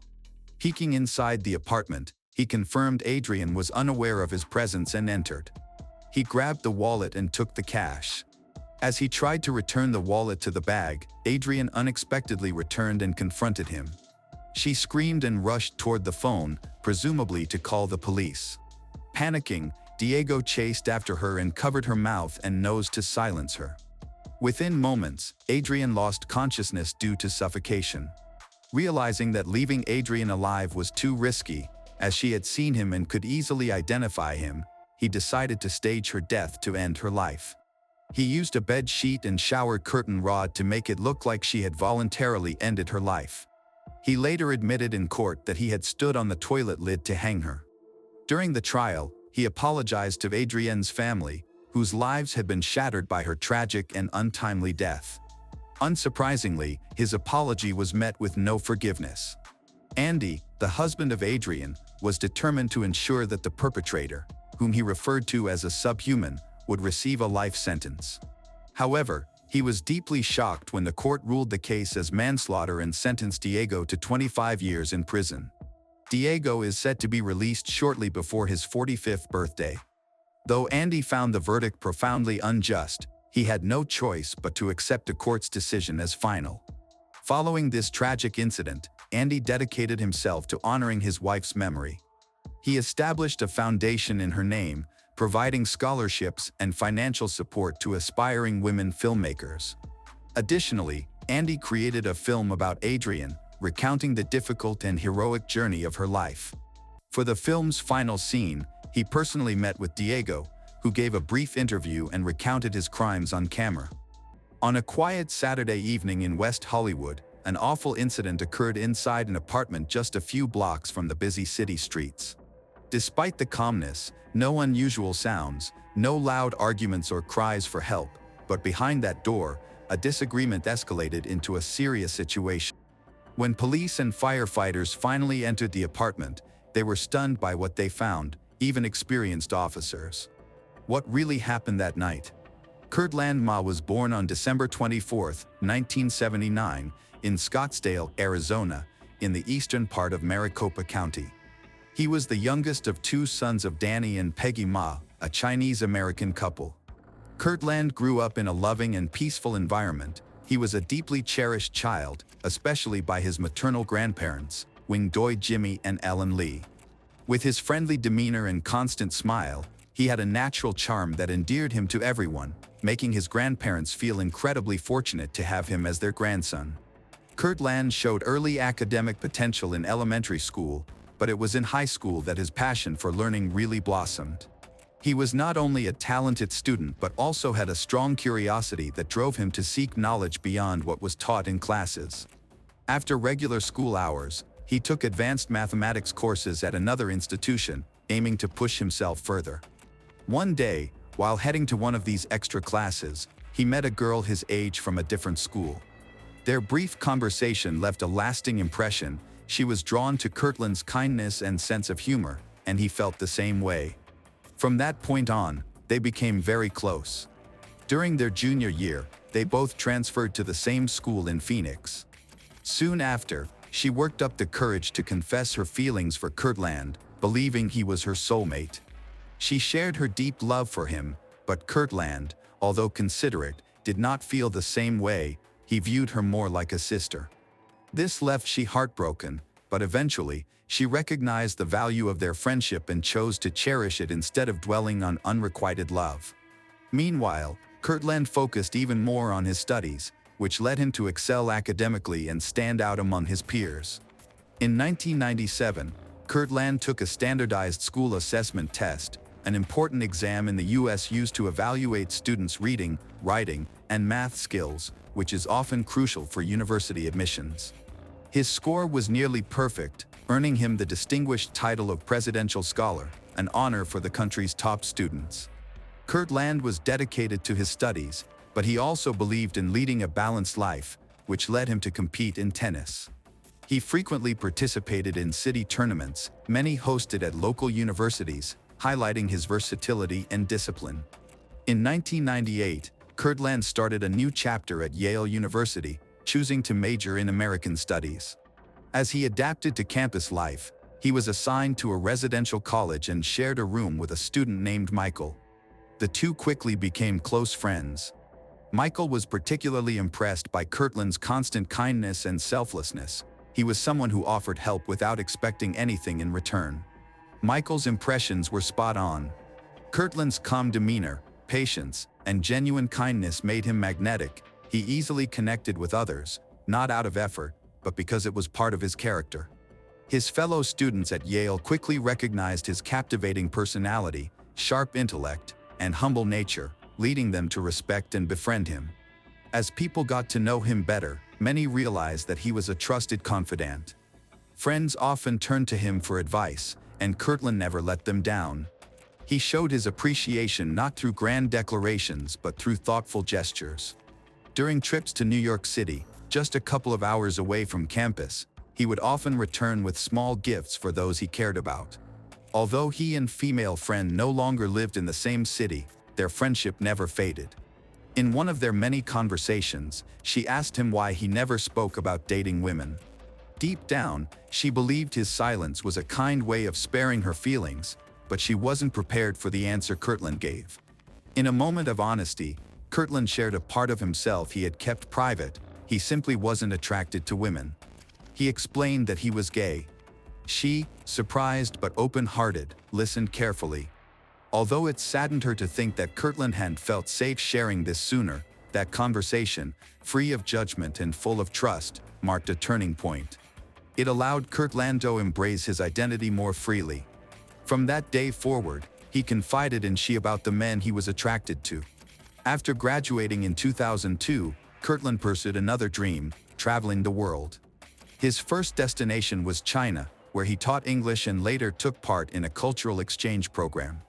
This experience led him to Spain, where he lived with a host family and immersed himself in a different culture. Those months abroad helped him gain clarity about his future. By 2004, Kirtland realized he wanted to become a doctor. Driven by a strong sense of purpose, he returned to Yale, this time attending its School of Medicine. He continued to excel academically, writing his medical thesis on how traditional Chinese medicine could be applied to treat HIV patients in Hong Kong. After earning his degree in 2008, Kirtland moved to Manhattan to start his emergency medicine residency. During this time, he volunteered with a team of about 40 local healthcare professionals dedicated to educating New York's LGBTQ community about the risks associated with illicit substance use and unsafe intimate relationships. Kirtland's dedication as a doctor shone through when he made an exceptional and precise diagnosis for a patient with a rare type of fish poisoning. This case was significant enough to be featured in an article in the New York Times. Outside of his medical career, Kirtland enjoyed a lively social life, attending various gatherings and events when his schedule permitted. It was during one of these social outings that he met Andre Davids. Born in 1977 and a native of New York, Andre was very close to his sister. Unlike Kirtland, who was outgoing, Andre was more introverted. At that time, Andre was undergoing medical treatment, but the details of his condition were kept private. What was known was that his treatment involved medication that could potentially interact dangerously with other substances.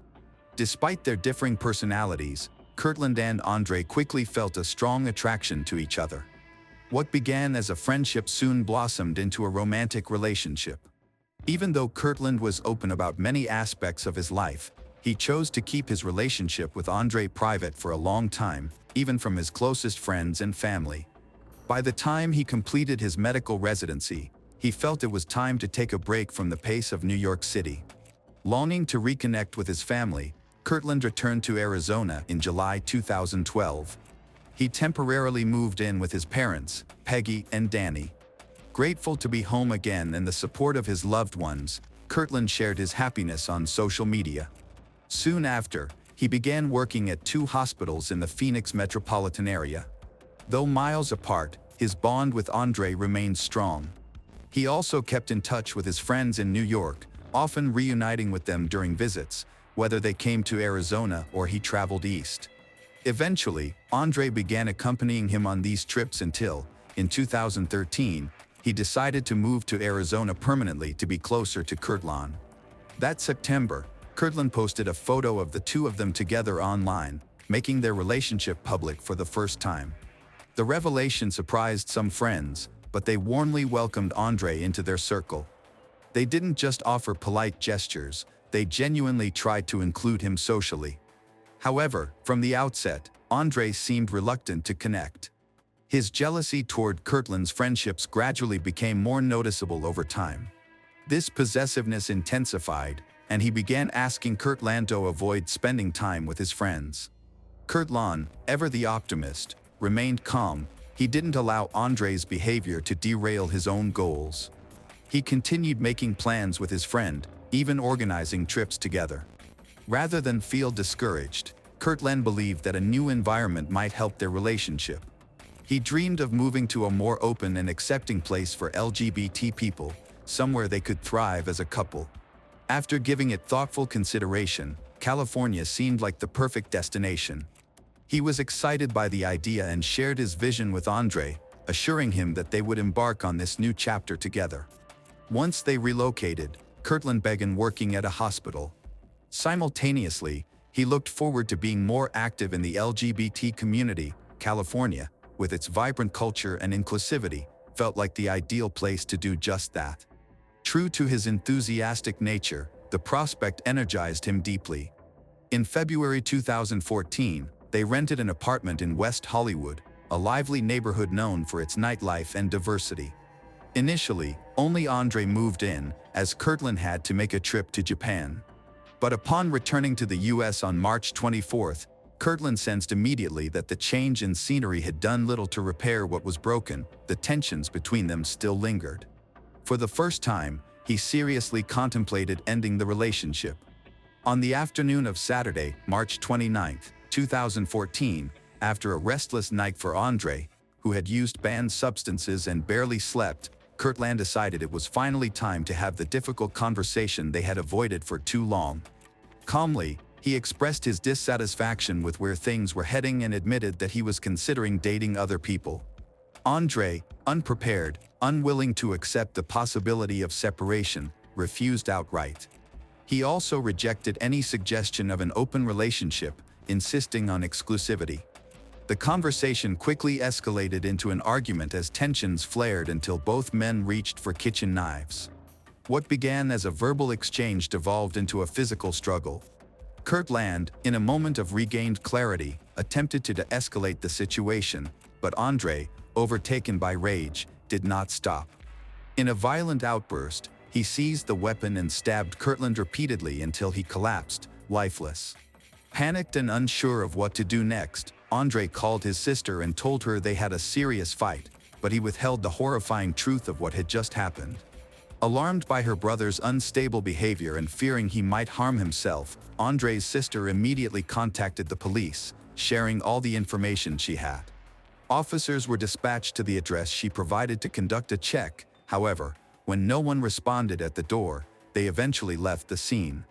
As the hours passed and she remained without news, Andre's sister called the police again. This time, officers returned to the apartment, accompanied by a team of firefighters. At 4:55 p.m. on Saturday, March 29, 2014, both teams entered an apartment in West Hollywood. Inside, they found a gruesome scene. Kirtland was on the kitchen floor after a violent attack. In the bathroom, Andre was in the tub, injured and holding a knife, threatening to take his own life. Next to him were a cell phone and a bottle of pills. A police officer quickly secured the knife, while the fire department helped lift Andre out of the tub. He was taken to a nearby hospital to treat injuries on his neck and wrists. Unfortunately, paramedics confirmed that they could do nothing for Kirtland, who was officially pronounced dead by the Los Angeles County coroner just before 7 p.m. The autopsy showed the extent of Kirtland's injuries. He had suffered 40 stab wounds from various sharp kitchen tools, was disemboweled, some organs were stuffed into the mouth, and pills were stuffed into the body cavity. From the outset, Andre Davids was identified as the main suspect. At the hospital, toxicology tests revealed multiple substances in his system. When detectives spoke with Andre in his hospital room, he did not refuse to answer their questions. Instead, he confessed to the murder and recounted the events leading up to it, expressing deep remorse and a wish to end his life. On Sunday, March 30, 2014, after further investigation, Andre was arrested at the West Hollywood Sheriff's Station. He was charged with murder involving a deadly weapon and held on a $1 million bail. He was then moved to the correctional facility in Los Angeles. News of Kirtland's murder spread quickly, dominating headlines and attracting significant media attention. Just a week later, a separate violent incident in the same apartment complex injured several people, causing widespread fear among residents. Many began to reassess their safety in the area. Andre's trial started in December 2015. He faced charges of voluntary manslaughter and second-degree murder. The distinction between these charges was crucial because California law required the prosecution to prove whether the crime involved express or implied malice, which impacted the potential sentence severity. Kirtland's family advocated for the most serious charge, which could lead to life imprisonment. In contrast, The defense argued that Andre's mental state was impaired by banned substance use and prescription medications. They pointed out that Andre had no prior history of violence and claimed that the killing occurred in a moment of intense emotional distress, a common argument for reducing charges in emotionally driven crimes. The jury considered various factors, including Kirtland's stated desire to end the relationship, which may have intensified Andre's emotional turmoil. On December 17, 2015, Andre Davids was convicted of voluntary manslaughter. His sentencing hearing took place on January 21, 2016, at the Los Angeles Superior Court. A particularly emotional moment occurred when Wayland, Massachusetts, the older brother of the victim Kirtland, addressed the court. He spoke directly to Andre, conveying his deep pain and anger over the loss of his brother in such a violent manner. He expressed a wish that the memory of the crime would torment Andre for the rest of his life. In California, involuntary manslaughter carries a sentence of 3 to 11 years. The judge decided to impose the maximum sentence of 11 years, along with an additional year for the use of a deadly weapon. Kirtland's family and many others in the community were deeply troubled by the verdict, believing the sentence to be too lenient given the brutality of the crime. Some even called for a retrial to seek a harsher punishment, but the Fifth Amendment of the U.S. Constitution prohibits a second trial for the same crime. Andre's legal team appealed the 12-year sentence, seeking a reduction. The appeal was heard on November 17, 2016, by a panel of 3 judges in California's 2nd District Court of Appeal. The defense argued for a mid-range sentence of 6 years. However, the deputy district attorney described the crime scene as one of the most horrific she had ever seen, which left the judges convinced of the crime's severity. In her closing statement, the deputy district attorney highlighted Andre's danger to society. Ultimately, the judges upheld the original sentence, agreeing that the nature of the crime warranted the maximum punishment allowed by law. The tragic death of Kirtland marked a profound loss for his family, friends, and the communities he touched. A gifted doctor and compassionate soul, Kirtland's journey from a cherished child in Scottsdale to a respected physician in West Hollywood was defined by kindness, intellect, and a commitment to helping others. His life, cut short by a violent act born of personal turmoil, left an indelible void. Andre David's conviction for voluntary manslaughter and 12-year sentence offered some measure of justice, but for many, it could not erase the pain of such a brutal crime. Born on May 20, 1998, in Louisville, Colorado, Ashley Doolittle discovered her love for horses at the age of 5. Growing up in a supportive family and following her dreams, she always aspired to be a role model in her community, like many other young girls. Ashley was raised by her parents, Anne Marie and Jeff Doolittle, along with her 2 brothers, Brandon and Michael. From an early age, her vibrant personality attracted people to her. By the time she was 5, she had her first pony, igniting a lifelong passion for horseback riding that became a key part of her identity. Her love for horses and the sense of community she found in this world gave her purpose. A few years later, at the age of 8, she began attending horse shows and immediately fell in love with the community atmosphere and rodeo lifestyle. She actively participated in rodeo events and achieved many accomplishments. In 2016, at around 18 years old, she was honored with the title of Lady-in-Waiting, a respected position in the rodeo community. This role involved assisting the rodeo queen and entailed various responsibilities, such as organizing fundraisers, supporting sponsors, attending community events, and representing the event as a spokesperson. Receiving this title was a great honor for Ashley, bringing her one step closer to her ultimate goal of becoming rodeo queen.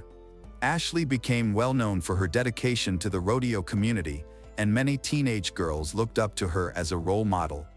Young girls often asked Ashley for her autograph, and she always wrote personal letters to each one, encouraging them to pursue their dreams. In addition, she was actively involved in the Boulder County 4-H horse program, inspiring young children to participate in horseback riding. Ashley competed on various horse judging teams, participated in horse shows, and earned the title of Champion High Individual at the National 4-H Western Roundup. But Ashley had even bigger ambitions. She is a founding member and has served as vice president for 2 terms of the Thomas Valley FFA, the Future Farmers of America. FFA is an organization that supports individuals intending to enter and lead in the agricultural field. During her time there, she has been involved in many activities and plans to pursue FFA at the state level when she begins college. She graduated from Berthoud High in May 2016 and intended to attend Colorado State University, majoring in agricultural business. She looked forward to the next chapter of her life, unaware that it would be disrupted in a tragic way. Her life was devastated by one person, Tanner Flores, who believed that if he couldn't be with her, no one else should have her. Ashley met Tanner in high school, and their relationship seemed like a typical teenage romance to outsiders. However, they faced challenges. Tanner was controlling and dictated what she could and could not do. He even forbade her from attending college parties, which seemed absurd since Ashley was not the type to party. Was Tanner simply jealous of Ashley's accomplishments? Did he want to possess her completely? Was he insecure about losing her to someone better? Regardless of his motivations, Tanner frequently expressed his personal insecurities through his treatment of Ashley. After a year of dating, she realized he was not the right person for her and decided to break up with him. However, this decision was not easy for Tanner to accept. On June 4, 2016, he suggested they go hiking in Estes Park to discuss their relationship. Although Ashley tried to communicate that they were no longer together, Tanner mistakenly thought the conversation had gone well and believed they had reconciled. The next day, Ashley went out with friends to the Sundance Steakhouse, where Tanner unexpectedly showed up. Witnesses reported that he grabbed her, tried to turn her to face him, and attempted to talk, but she was done with his behavior and left. The next day, he convinced her to meet at Lon Hagler Reservoir to talk again. Despite her clearly stating that they were not back together, he somehow believed they had resumed their relationship. The day after that, Ashley returned to the Sundance Steakhouse and even reached out to Tanner, asking him not to come because she didn't want to see him. Tanner, however, made up a story saying he was locked out of his truck and needed her help. Ashley ignored his message. For days after their hike, on June 8, Ashley reluctantly agreed to accompany Tanner to sell some scrap metal, unaware that this decision would lead to a horrific incident in her life. On that day, Tanner checked Ashley's phone and found out that she had been texting 2 other guys, Tori and Jared. He suspected Ashley of flirting with them and accused her of being unfaithful, even though they were not officially in a relationship at the time. Later that night, he reached out to the 2 guys, which made Ashley very angry. He then sent her a text in which he expressed his hope that she realized what she had lost, stating that he had done everything for her and spent so much money. He warned her that he was going to do something reckless and then ended the message with a bye. Ashley tries to protect herself and still wants to maintain her friendship with Tanner, even though things have become tense. The next day, he messaged her again, asking if they could meet up and talk. She told him she was in Denver that morning but could meet later. While Ashley was in Denver, Tanner borrowed his dad's gun and went to shoot at Carter Lake, claiming it helped him relax. He continued to text Ashley throughout the day and even mentioned that he missed her. Frustrated, Ashley texted him to stop but still planned to meet him later because she didn't want to be rude. On the afternoon of June 9th, they met at Lon Hagler Reservoir, where Ashley got into Tanner's truck, unaware it would be the last thing she ever did. Around 7:30 p.m., her parents started looking for her since she hadn't come home. At 8 p.m., they found her car in a parking space at the reservoir. Both of her parents, Jeff and Ann, are confident that she will text them if she plans to come home late. Given this, they concluded that something wasn't right and immediately called the sheriff's office to report her missing. Local authorities quickly got involved and began their search. They contacted Ashley's friends and family for information. During this process, a name that came up repeatedly was Tanner. Authorities discovered that Tanner and Ashley had been in a relationship but had since broken up. They learned that Tanner was very upset about the breakup. One person mentioned that he posted a Snapchat message that raised concerns about his mental health, leading to fears that he might be thinking about ending his life. Many others interviewed by the authorities also noted that they had never seen Tanner this upset. Shortly thereafter, Tanner's father arrived and informed the officers that his .22 pistol was missing from the gun safe. He also stated that Tanner knew where the keys were located.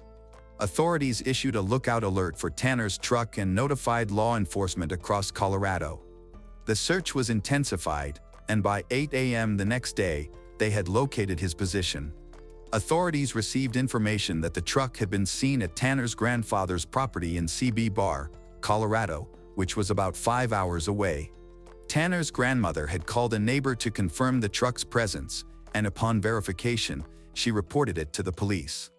Due to the distance, organizing a team for an arrest would take some time, so authorities decided to send a wildlife ranger to the property to monitor Tanner and prevent his escape.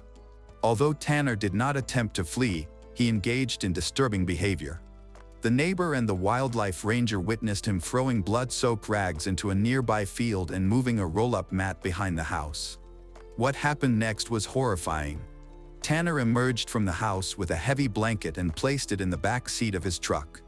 It was visibly heavy for him to carry, and a human arm was protruding from it.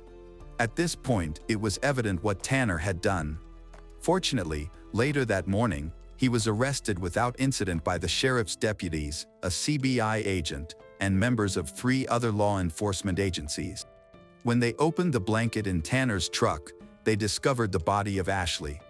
There was no way to save her, and her worst nightmare had come true.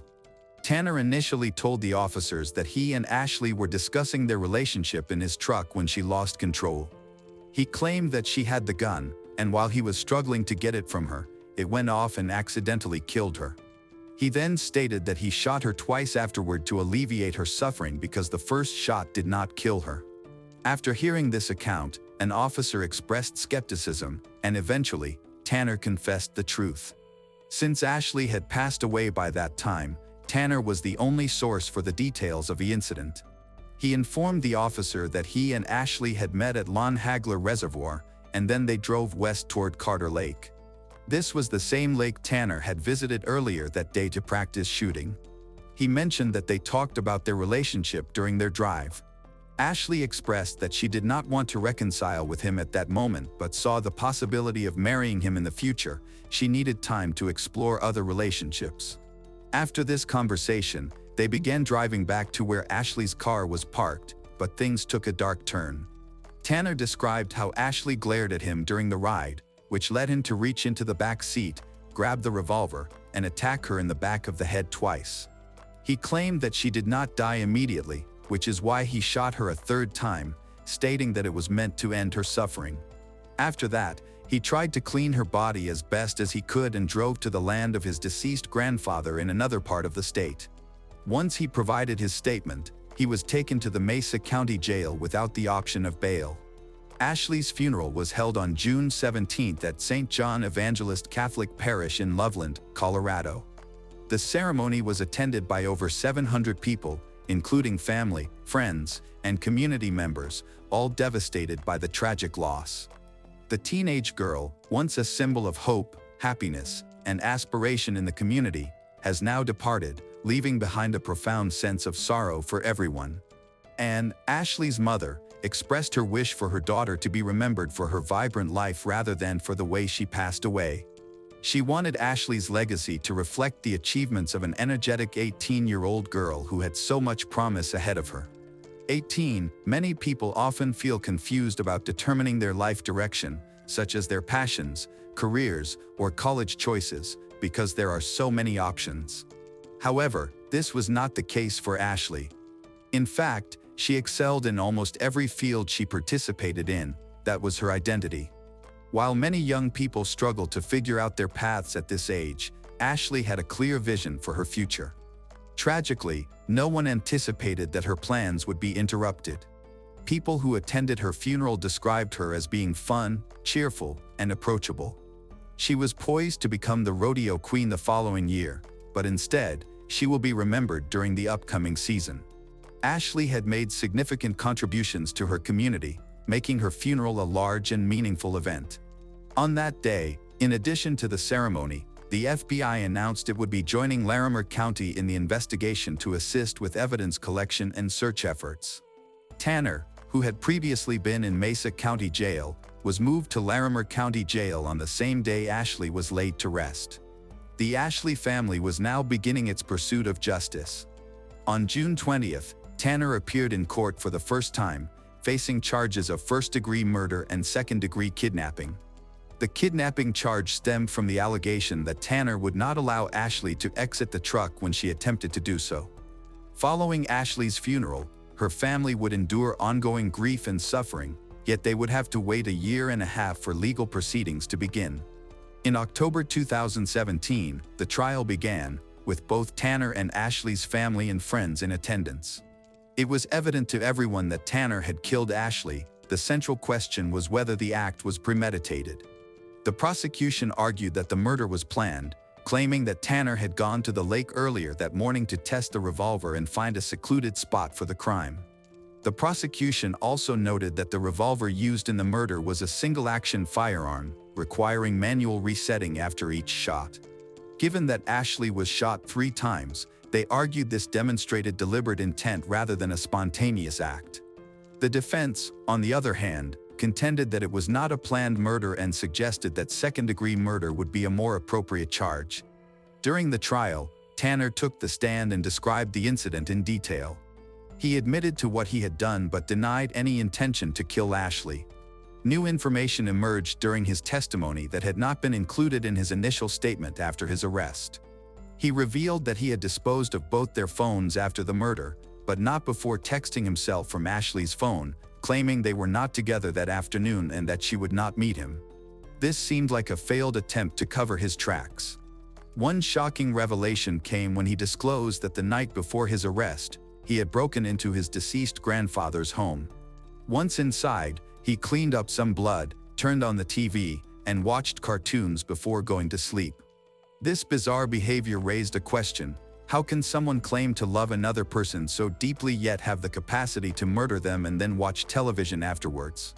This remains an unfathomable mystery. At the conclusion of the trial, both families were left devastated by their loss, mourning their children and the futures they had envisioned. While the verdict brought some measure of justice for Ashley, it also marked a grim end for Tanner. The anguish felt by both families was unbearable. Though justice was served, no true winners emerged from this heartbreaking situation. Both families were irreparably damaged in the process. The case highlighted a significant issue: dating violence in the United States.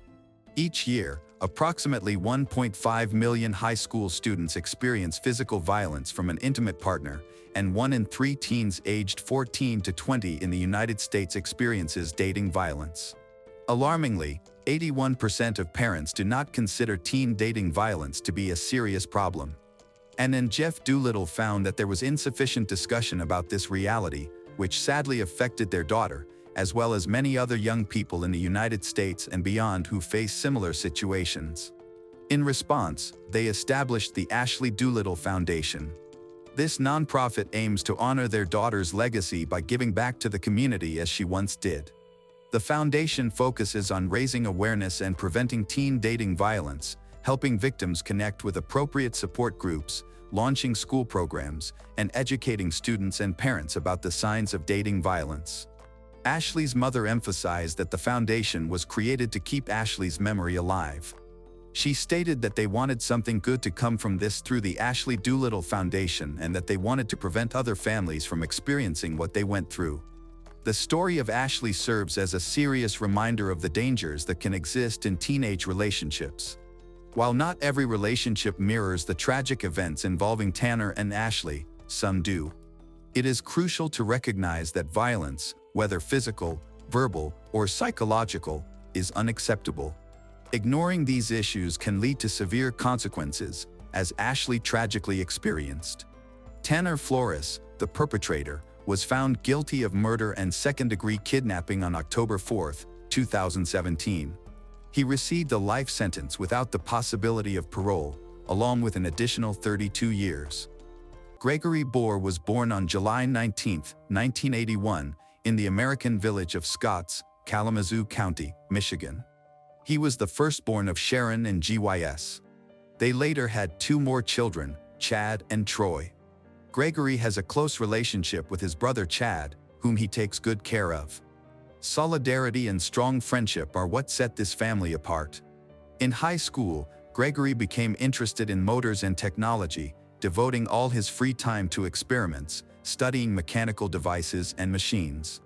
During this period, he met a girl whom he began to court. Their passionate romantic relationship ended in engagement. The marriage was registered, and on March 24, 1999. While still very young, they found out they were expecting a child, and then a daughter named Lily was born.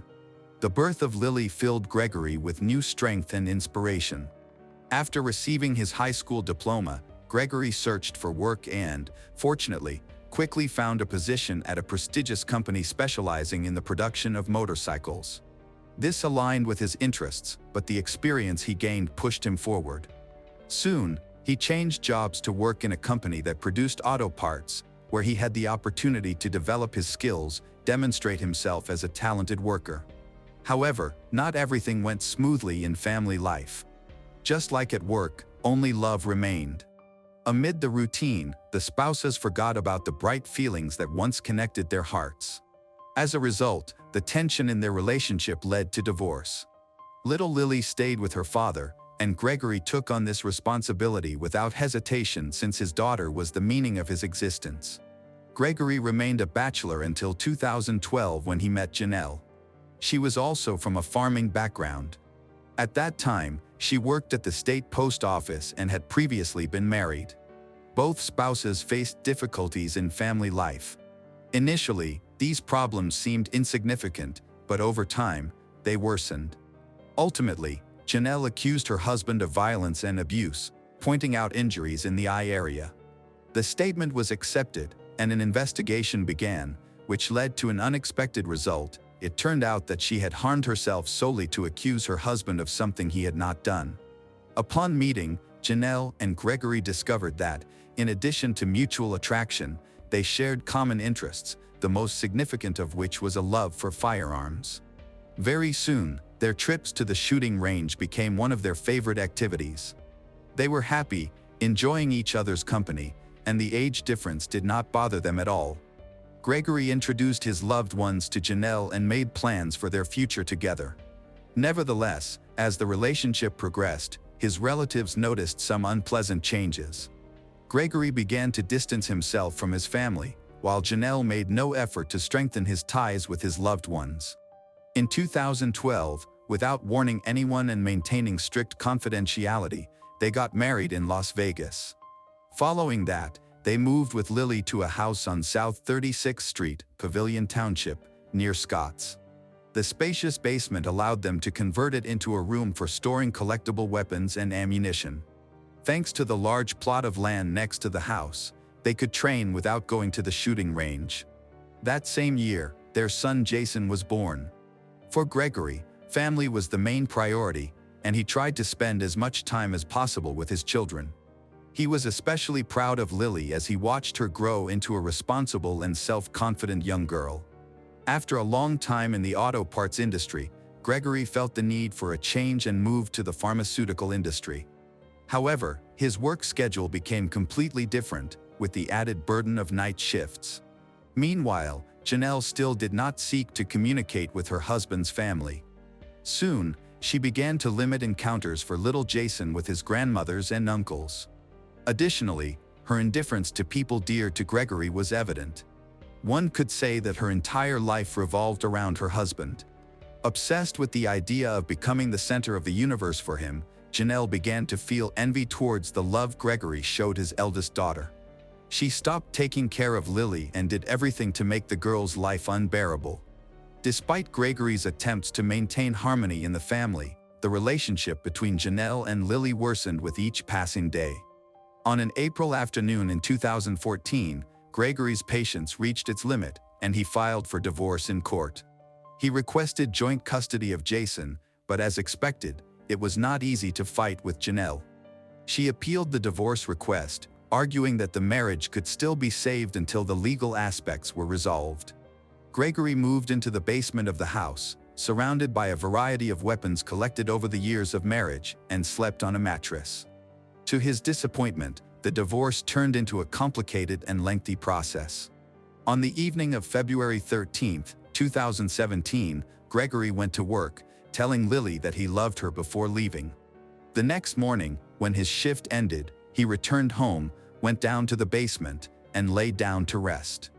Around noon, Janelle also came home and, taking advantage of her husband's deep sleep, attacked him with a .40 caliber pistol. Gregory died on the spot. No sooner had she pulled the trigger than she began a series of actions that, in her opinion, should have helped her avoid responsibility. In particular, she attacked herself in the arm and then called 911 to report what had happened in their home. The Kalamazoo County Sheriff's Office responded immediately. When a group of officers arrived on the scene, Janelle was already standing outside, clutching her bloody arm. Officer Warren Meisner was among the first to arrive. Along with other police officers, he entered the house and took several photographs. After that, both Janelle and Warren were taken by ambulance to a nearby hospital. During the trip, she told Warren what had happened. According to her, when she came home on her lunch break, she decided to talk to Gregory again about the upcoming divorce. Janelle begged Gregory to reconsider his decision. She then claimed that her lawyer was already aware of Gregory's physical and emotional abuse toward her and Jason. Losing his temper, her husband grabbed his gun and fired several times. When Janelle finished her story, Sergeant Warren looked at her thoughtfully, noticing that she had been speaking with striking calmness. The next day, while in the hospital, Janelle testified again, providing more details. This time, she was listened to not only by the warden but also by another officer.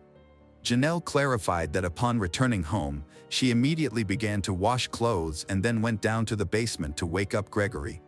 In this new version of her story, she added that during their argument, at one point, he turned toward the rack, took a .45 caliber weapon from the shelf, and fired 2 or 3 attacks into the room without a specific target. Janelle decided that he had finally let loose all his rage and felt relief. However, Gregory pulled out a second weapon, looked into her eyes, and at that same moment, Janelle felt a strong blow to the chest. She fell, hit her head, and lost consciousness. When she came to, she saw Gregory lying lifeless, covered with a blanket, with a weapon in his right hand. Janelle also told the agents about the difficult divorce process and reinforced her story with lies, claiming that Gregory had threatened her and hinted that he would take his own life. Initially, this version of events seemed quite logical for the damage, but one of her gestures made him doubt her credibility. Later, Warren told his colleague that he felt she was trying with all her might to convince him of the truth of her story. Thinking more calmly about what had happened, Warren noticed that, as an experienced shooter and owner of such a number of weapons, Gregory could not have missed, especially since his wife was just a few meters away from him. The relatives of Gregory also pondered this oddity. Gregory's daughter Lily was sure that her father could not harm another person and would not abandon her and her younger brother. Meanwhile, a medical examination of Janelle revealed no injury, despite her claims of a blow and subsequent loss of consciousness. Instead, traces of gunpowder were found on her hands, which added to this murky story. Forensic pathologist Brandy Shattuck performed an autopsy on Gregory's body and concluded that the cause of death was a bullet wound to the head, and the injury was certainly inflicted by another person. Having received these results, the investigators decided to return to the crime scene. The task of reconstructing the sequence of events was assigned to Sergeant James Dunlop and a team of technicians from the forensic lab. Armed with their tools, including laser rangefinders and special spray for measuring the trajectory of projectiles, they entered the basement. Considering all the details collected up to this point, James was especially intrigued by the fact that Gregory was right-handed and the bullet entry wound was on the left side of his face. This indicated that the gun had been fired from a distance of approximately 45 centimeters. Therefore, for James, the hypothesis that Gregory had aimed at himself was rejected. If he had used his left hand, he would not have been able to hold the gun in the normal way to achieve the required angle and distance. Then another inconsistency in Janelle's story emerged. She claimed that her husband was on the bed, but the gun was found at a considerable distance from his body. The next step in the investigation was to measure the angles of the bullet trajectories. Only 2 of the 4 bullets found could be accurately traced based on this data. The experts concluded that Gregory's fatal wound was caused by a .40 caliber weapon, with the bullet remaining in his head. The second bullet pierced part of the door and hit one of the walls, raising a cloud of dust that spread in small particles throughout the room. While examining Gregory's body, investigators found these particles on his eyelashes, neck, and hair. In addition, they were above the blood at the scene, indicating that this shot was fired after Gregory's death. Lastly, James could determine that both Janelle and her husband had roughly the same amount of gunpowder residue on their hands. It was easy to conclude that one of them had the opportunity to wash their hands and attempted to eliminate the evidence. Of course, it was not the victim. Janelle became the prime suspect, and Officer Warren faced many questions and contradictions in this difficult situation. Studying Janelle's past, he found her ex-husband, whom he called to the station to learn about their life together and the alleged assaults. The ex-husband provided a detailed description of the incidents related to the domestic violence complaint from Janelle. Looking into the alleged violence by Gregory towards his wife and son, investigators found no evidence to support Janelle's statement. At that moment, they felt that the pieces of the puzzle were finally beginning to come together to form a whole. The case against the suspect was now only a matter of time before she was called in for further questioning. However, she stated that her lawyer had advised her not to say anything without his presence. After completing the investigation on March 1, 2017, the Sheriff's Department presented the prosecutor's office and filed a motion to charge Janelle with murder and unlawful use of a firearm. After the appropriate review and approval, on the same day, Janelle was arrested and taken to the Kalamazoo County Jail. On March 2, 2017, the trial was broadcast live from the jail and presided over by District Judge Vincent C. Westra. The attorney presented her arguments for Janelle's release on bail, arguing for the need to allow her to see her young son. However, Judge Westra denied the request. On June 9, 2017, Janelle received a summons to appear in court issued. Westra judge decided to initiate criminal proceedings, which greatly pleased Gregory's family. The relatives of Janelle felt that they were one step closer to a fair outcome, but they understood that they would have to be patient because the trial had just begun. Unexpectedly for everyone, Janelle agreed to confess to her guilt, which excluded the option of life imprisonment. However, Gregory's relatives were, of course, dissatisfied.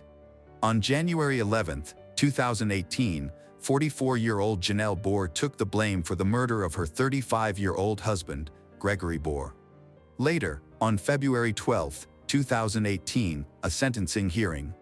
In court, Chad spoke about how Janelle deprived her dearest beloved son of his brother. He wished for Janelle to receive the deserved punishment and took the opportunity to talk about the wonderful spiritual qualities of his brother, who was a caring father. Chad said his brother won't be able to see his children graduate from high school, teach his son to ride a bike or walk his daughter down the aisle on her wedding day. Janelle Bohr's defense attorney, Sarisa Montague, said she did not believe her client was a bad person. She said Janelle struggled a lot with why the murder happened, her role in it, and the consequences. Montague said if Janelle had truly considered the consequences of her actions, she would not have committed the crime. Now, the family has lost a son and a brother and a boy without a mother and father, she said. Janelle herself also addressed Judge and asked for forgiveness for what she had done, noting that she deserved serious punishment. The court sentenced her to a term of 17 to 19 years. Jason was subsequently adopted by his uncle Chad and his wife. When Janelle gets out of prison, her son will be 22 years old. Lily will never forget the last words of her dad, who said that he loved her. He will always live in the girl's memory and, watching over her from heaven, will become an eternal guardian angel for his children. Bree Kristen Kuhn was born in May 1987 in the United States and grew up with her parents and her older brother, Eric. The family lived in Pennsylvania until her parents divorced. Following the divorce, Bree and Eric moved to Texas with their mother, whose name has not been disclosed. When Eric entered 9th grade, Bree left Texas to live with their father in New York. At that time, their father was in a new relationship with a woman named Karen. Though Bree and her brother Eric lived apart, they remained close, staying in touch on important occasions. However, their relationship with their mother became strained over time. According to Eric, their mother was physically abusive, and Bree would often defend him. She took on the role of a protector, enduring the abuse herself to keep her brother safe. These traumatic experiences profoundly affected Bree, leading her to struggle with depression and anxiety throughout her adolescence. By the age of 13, she had attempted to end her life. In the face of adversity, Bree focused on her education, attending 2 community colleges. While still young, she enlisted in the U.S. Navy, where she served for 17 years at various naval stations across the country. In 2009, she welcomed her first child, a daughter named Kay, with her then-partner, James. Although their relationship ended, Bree retained custody of Kay, while James was granted weekend visitation rights. She later began a relationship with Colin Turner, a fellow service member in the military. Colin James Turner, born on December 28, 1987, was raised in a close-knit, religious family alongside his parents, Tirva Donald Turner, and his sisters, Nicole and Rebecca. Known for his warmth and strong family values, Colin served in the Marine Corps with a specialization in explosive ordnance disposal. He married Casey Gatzman in 2009, and they had a son that same year. After the separation, custody of the children went to Casey, but Colin remained actively involved in his son's care and life. On May 29, 2016, Colin married Bree, and together they started a family with Bree's daughter, Kay. Colin embraced the role of Kay's father, treating her as his own, which deeply endeared her to his family. In April 2017, Bree and Colin welcomed their son, John Patrick, followed by their daughter, Lonnie, in August 2018. After 14 years of service, Colin retired from the Marines and began studying electrical engineering at Arizona State University. He also managed to balance his studies with his responsibilities as a parent, such as helping Kay with distance learning. By this time, the family had settled in Gulf Breeze, Florida, a community recognized for its safety and family-friendly environment. Despite outward appearances of stability, underlying issues were present in Bree and Colin's relationship. She confided to her brother, Eric, that her relationship with Colin was strained. When Eric visited to help mediate, Colin reportedly joked, both privately and in front of Bree, that they got along because they were both narcissistic psychopaths. Eric also noticed Bree felt burdened as the family's sole financial provider, while Colin focused on his studies and childcare. Although Eric encouraged Bree to leave the relationship, she hesitated. Her concerns include that Colin could use her mental health history and his family's finances to gain a legal advantage in a custody battle. In April 2021, she attempted to end her life by overdosing on pills and alcohol while speaking on the phone with Eric. Panicked, Eric contacted Colin, who was at home with Bree but reportedly did not help her. He ultimately called emergency services, and she was hospitalized in a psychiatric facility for 10 days. A month later, she returned to the facility for another week. During her recovery, Bree attributed much of her emotional distress to job-related stress and accused Colin of interfering with her work, which she said exacerbated her difficulties. However, she never publicly accused him of psychological, physical, or emotional abuse. After her hospitalization, she joined an intensive outpatient program and resumed her career at the Naval Air Station in Pensacola. In her role as an assistant to the command chief, Bree was able to continue her treatment while serving under limited-duty sailor status. In the months leading up to the tragedy, Bree began seeking legal assistance. On Wednesday, September 8, 2021, she reached out to a group of mothers on a messaging app, asking for recommendations for a lawyer. She mentioned that the situation could escalate, as it involved disputes over children and property. At 12:53 p.m. that same day, Bree called 911 to report a domestic dispute with her husband, Colin, and requested police assistance at their home. Within minutes, 2 officers arrived at the scene. Colin, her husband, was calmly sitting in a beach chair at the end of the driveway. He informed the officers that Bree had a shotgun, a pistol in the bedroom, and admitted that he also had a firearm in his truck. Colin emphasized that Bree was the one who had called the police. When the officers asked about her whereabouts, he led one of them to the home's entrance and pointed toward the kitchen. As the officer entered, Bree's young son approached, curiously asking about the officer's equipment. Shortly afterward, Bree appeared, looking visibly frustrated. The police officer explained that they could not intervene immediately unless there were obvious injuries or specific evidence of violence.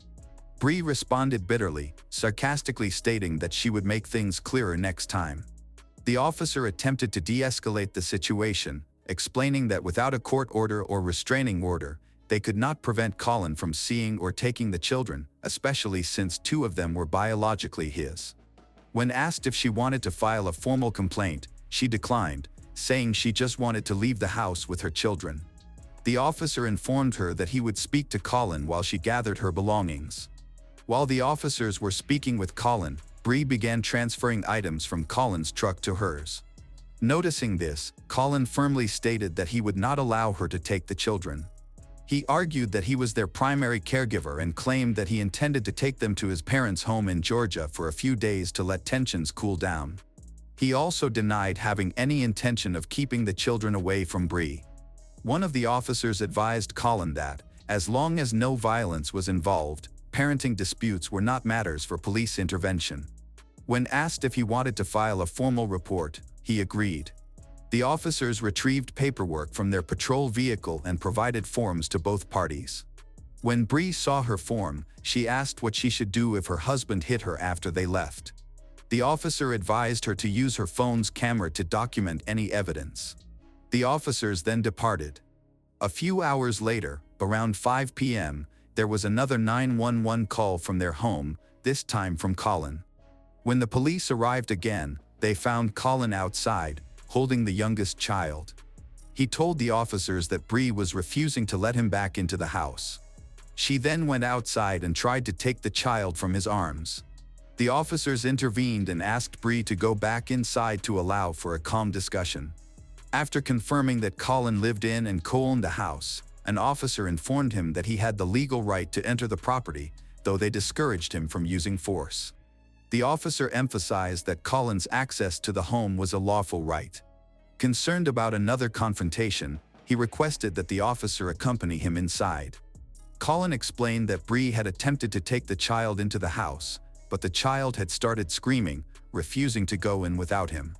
When the officer asked if any physical conflict had occurred, Colin said no but mentioned that the situation was part of a long-standing dispute that had lasted for years. Bree, on the other hand, told the officers that they were discussing divorce and claimed Colin intended to take the children to Georgia. She further accused him of being physically aggressive, adding that the earlier police visit had failed to protect her.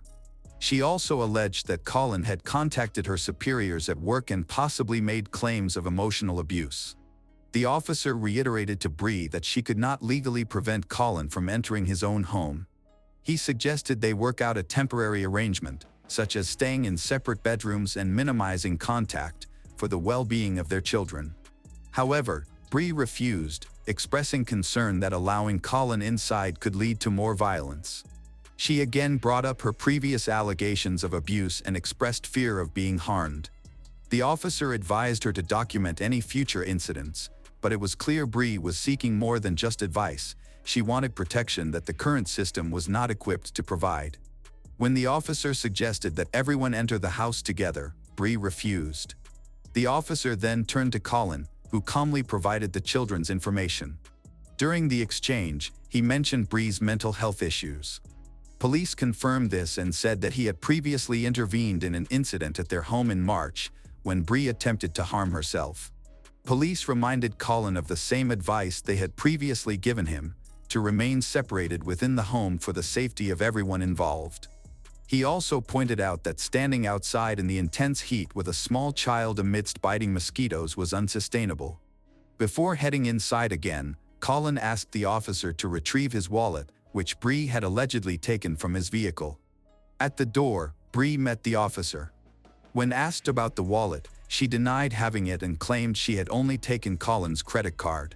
The officer reminded her that a wallet is personal property, not something to be shared in marriage, and instructed her to return it if she had taken it.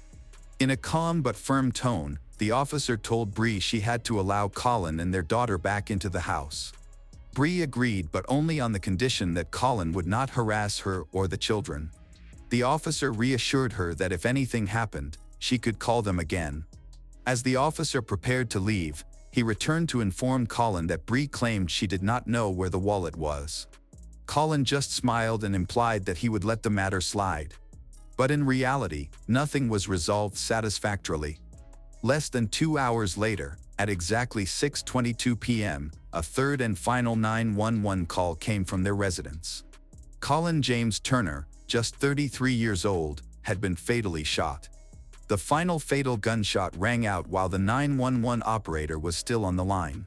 On the porch, officers found Bree, then 34, sitting calmly. As they approached, she spontaneously confessed that she had shot her husband. She was taken into custody without resistance. When asked about the children, she said she had taken them to a neighbor who lived a few houses down. Paramedics checked her over while officers ensured that she was physically stable.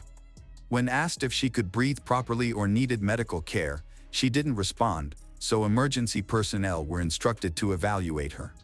Bree was brought to the police station for questioning. The interrogation was slow, interrupted by long silences and frequent bouts of crying. During the interview, Bree opened up about the state of her marital relationship. She said Colin was the primary caregiver for their children and admitted that she believed she had little chance of winning custody due to her history of mental health struggles. She revealed that Colin had threatened to take the children to Georgia and had physically assaulted her. He had also warned that if she reported him, no one would believe her because of her mental health issues, calling her crazy. Bree confessed that she had removed the batteries from the garage door opener to stop Colin from leaving with the children. She claimed that Colin only pretended to care about her mental health as a way to manipulate her, especially after she decided to file for divorce. She mentioned that she had a legal appointment scheduled for the next day. She also mentioned that she had an appointment with a lawyer scheduled for the next day. When asked what had happened just before the attack, Bree said her memory after the second police visit was hazy. She recalled Colin attempting to enter the house through the garage but failing because the way was blocked. However, she said he then used a side door to enter the house. She claimed she tried to stop him, but her next clear memory was knocking on a neighbor's door. She remembered leaving her children there to ensure their safety before returning home to help her husband. Investigators pressed her for a more comprehensive account, but she could only provide scattered details. She said she returned to the garage and saw blood everywhere. Throughout the questioning, Bree repeatedly asked to call her father. Eventually, she was allowed to make the call, which lasted 18 minutes and consisted mostly of sobbing. Her father tried to comfort her, suggesting she would likely spend the night in jail and urging her to seek help if she felt like harming herself again. He reassured her that things could improve and told her to stay strong and look for hope.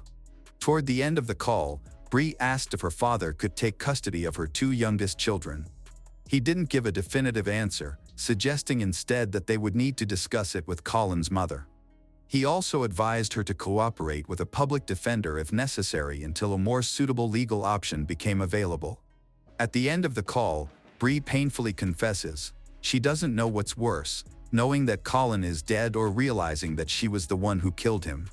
A month later, in early October 2021, Bree was indicted by a Santa Rosa County grand jury for first-degree premeditated murder in connection to the death of her husband, Colin. Prosecutors had not yet decided whether to seek life imprisonment or the death penalty. On October 16, Colin's family and friends gathered for a military funeral to honor his 14 years of service in the U.S. Marine Corps. During the ceremony, the American flag symbolizing his service was presented to his eldest son, Brody Turner. The youngest children of his were adopted by his parents, who always strived to love and support him despite enduring an irreparable loss. After 3 years of delays, Bree's long-awaited trial began on Tuesday, September 24, 2024, at the Santa Rosa County Courthouse. Now 37 years old, Bree faced accusations of committing a premeditated and calculated act of murder. The prosecution carefully outlined the events of September 8, 2021, arguing that Bree intentionally killed her husband following a day of escalating conflict. Meanwhile, the defense presented a drastically different narrative, asserting that Bree was a victim of battered woman syndrome. They argued that she had endured years of psychological and emotional abuse from Colin, who had become increasingly unstable after suffering a traumatic brain injury during his military service. The defense maintained that he posed a significant threat to her and their children. Over 4 days, the court heard testimony from various witnesses. The jury and those in the courtroom reviewed full body cam footage from responding officers, which captured their interactions on the day of the incident. The recordings revealed Bree's sarcasm, Colin's calm demeanor, and the chilling 911 call during which gunshots were recorded in real time. Every officer involved testified, including one officer who described the crime scene in detail, recounting the sight of the garage, blood, Colin's body slumped in a chair, and a holstered weapon nearby. A crime scene analyst presented a series of photographs to help jurors visualize where Colin's body was found. Evidence collected included shell casings, bullet fragments, and Colin's phone, which was still connected to the 911 operator, lying beneath him. Prescriptions for Bree's attention deficit hyperactivity disorder and mental health treatment were submitted as evidence, along with testimony from her supervisor, Craig Forum, from the Pensacola Naval Station. Craig explained that Bree had been placed on limited duty due to mental health issues. He said that on the day of the shooting, Bree did not show up for work, and Colin called him to inform him that Bree had cut off the family's financial access and damaged the electronics in the house. Colin also told Craig that she had missed therapy sessions and that he was considering moving the children to Georgia. Craig testified that Colin remained calm and spoke in a composed manner throughout the call. He also provided Colin with contact information for a family counselor. Soon after, he spoke to Bree, who accused her husband of lying and being unreasonable in taking the children away. On the trial's second day, forensic pathologist Dr. Diana Oleski was called to testify for the prosecution. Although she did not personally perform Colin's autopsy, she reviewed the results and formed her conclusion.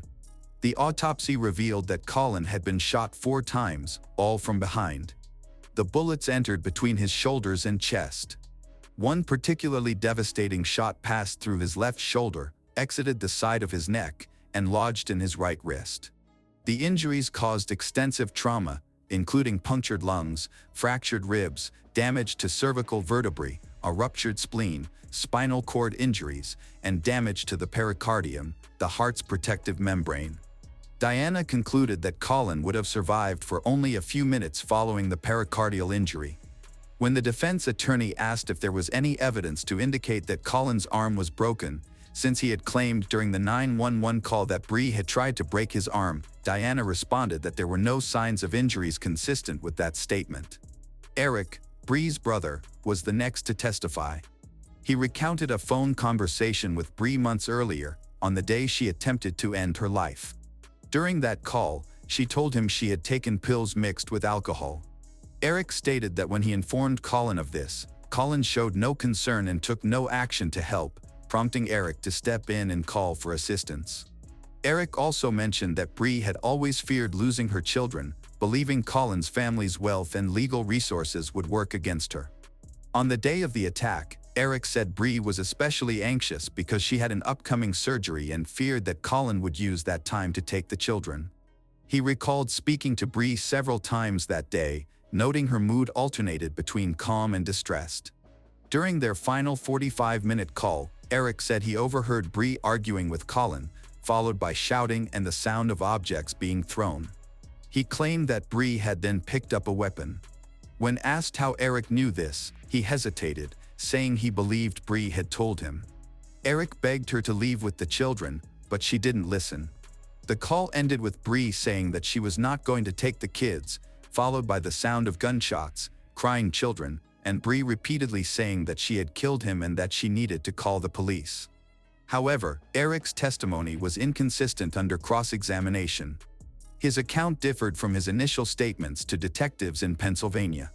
He attributed these contradictions to the claim that his first interview had not been recorded, a claim the detective denied. With that, the prosecution rested its case. The defense initially planned to present Bree's defense through testimony from a mental health expert and Bree herself to explain battered woman syndrome. However, they unexpectedly changed strategy, opting not to present these testimonies and offering no public explanation for their decision. Instead, the defense called James, Bree's ex-husband and the father of her eldest daughter, Kay. James testified about the incident on the day of the shooting. He stated that he exchanged text messages with Colin and later received a phone call from Bree.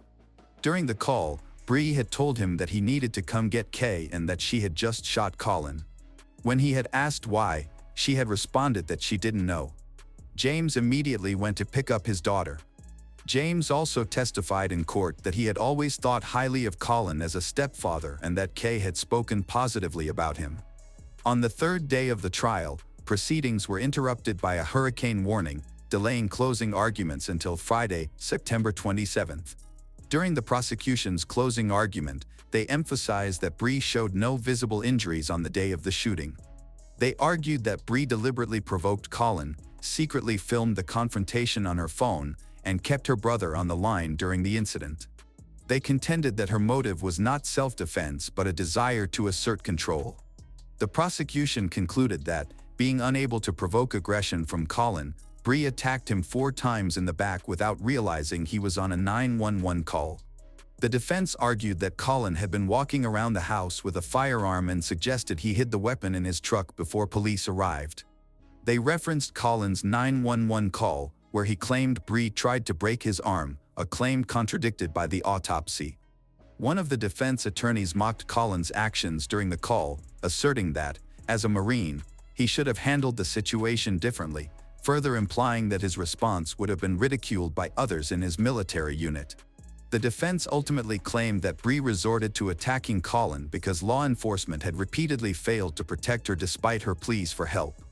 The jury deliberated for just 4 hours before returning a guilty verdict. During the sentencing hearing, the judge allowed Colin's parents to speak about the impact of the incident. Colin's mother expressed gratitude for having custody of her grandchildren and stated her intent to adopt them. She condemned Bree not only for taking her son's life but also for attempting to tarnish his reputation. Colin's father spoke of his sadness and disappointment in Bree's actions, sharing that the children were doing well in school and surrounded by love. The judge then sentenced Bree Kristen Kuhn to life in prison. Although the verdict has been announced, the case is not over yet.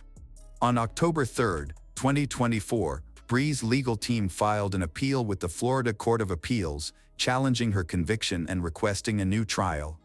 Meanwhile, Bree was discharged from the U.S. Navy with a general discharge under honorable conditions after 17 years of service, thus avoiding further military disciplinary action. Lisa Marie McIntosh Neufel was born on May 20, 1971 in Reynoldsburg, Franklin County, Ohio, USA. She was the daughter of William Clark and Rita Bala McIntosh, who later had another daughter named Laura. Growing up in a small, loving family, Lisa was known for her kindness and willingness to share her smile with others. In elementary school, her friendly personality stood out. She quickly won the affection of her classmates and teachers. During high school, she became known for her sharp sense of humor. Therefore, it was no surprise when she chose to pursue a career in social work after graduating. In the mid-90s, Lisa began her career and met Nicholas. They discovered they shared many common interests, especially their strong family values shaped by Nicholas's upbringing. His character and maturity quickly captured Lisa's heart, and they soon got married. Their love for children made Lisa's first pregnancy an incredibly joyful moment in her life. In 1999, they welcomed their first daughter, Megan. While Nicholas worked hard at his construction business, Lisa dedicated herself to caring for Megan. Despite their busy lives, they always made time for outdoor walks, especially by the nearby lakes. Over the years, camping became a cherished family tradition that Lisa loved. The following year, Lisa chose to return to her career. She received a great opportunity to join the Department of Social Services team for children and families in Cuyahoga County.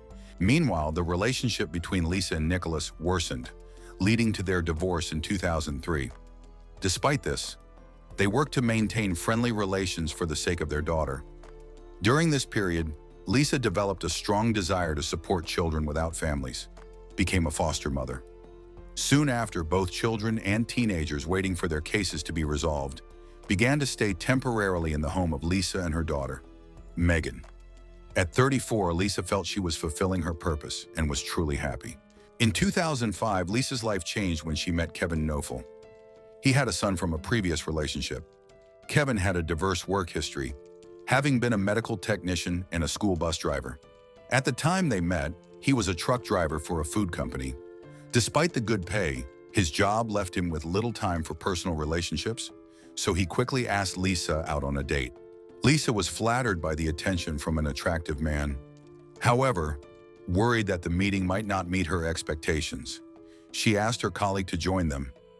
To everyone's surprise, Kevin was polite and courteous. Lisa realized she had found someone special. Later, Kevin told his sister that he had met a woman he genuinely liked. After a year of dating, Lisa and Kevin got married and bought a house together. They also took out several insurance policies worth a total of $750,000 to secure their family's future. In 2009, the happy couple welcomed their first daughter. Sometimes, Lisa couldn't believe how much happiness life had brought her. Meanwhile, Lisa kept registering her home as a temporary shelter for children. In July 2011, she became the guardian of a teenager named Sabrina Zunick, whose story deeply affected Lisa. Sabrina was born on October 27, 1994 in Cleveland, and was the only daughter of her parents. Her childhood was very difficult. Her mother had a long history of serious theft convictions. Additionally, her father struggled with paranoid schizophrenia and was also well known to the local police for selling banned substance. The birth of their daughter did not lead the parents to change their way of life. Instead, they continued to face legal issues and struggled with serious addictions. To help care for Sabrina, they often asked her paternal grandmother for assistance.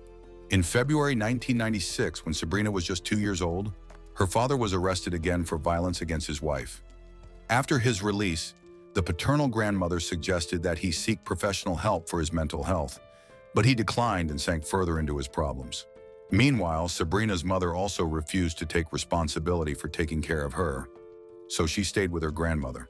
After 2 years, Sabrina was diagnosed with attention deficit hyperactivity disorder. She struggled to interact with her peers and faced significant behavioral challenges as a teenager. This led to frequent criticism from school officials and poor academic performance.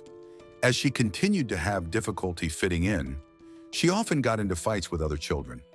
The situation at home was also troubling.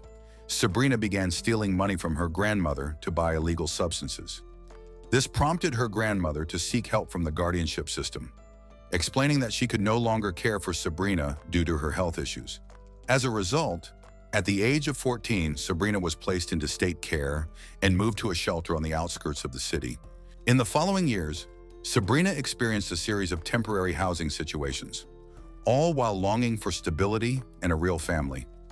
During this time, she was diagnosed with oppositional defiant disorder, bipolar disorder, anxiety disorder, and depression. When she got the chance to live with Knofel family, she felt it was a sign of hope.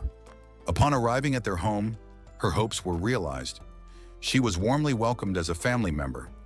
Sabrina received her own room and was surrounded by care, quickly becoming comfortable playing with Megan and looking after little Haley.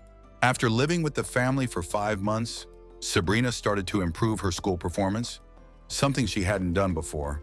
However, she began to feel jealous of Megan and Haley, suspecting that her adoptive parents favored them. This jealousy often resulted in arguments with Lisa. Kevin, despite being away from home frequently, made an effort to resolve the tension when he returned, and Sabrina sought his support during these times. Aware of Sabrina's challenging background, Knofels chose to take steps to help her feel more valued and included in the family. The situation quickly became troubling and unexpected. Unknown to others, Kevin and Sabrina's relationship was more than just that of a stepfather and stepdaughter. By spring 2012, they had entered into a secret affair. While traveling, Kevin would pay Sabrina to send him explicit photos. Whenever they had the chance, they would meet privately, making fun of Lisa's belief in her husband's good intentions toward his adopted daughter.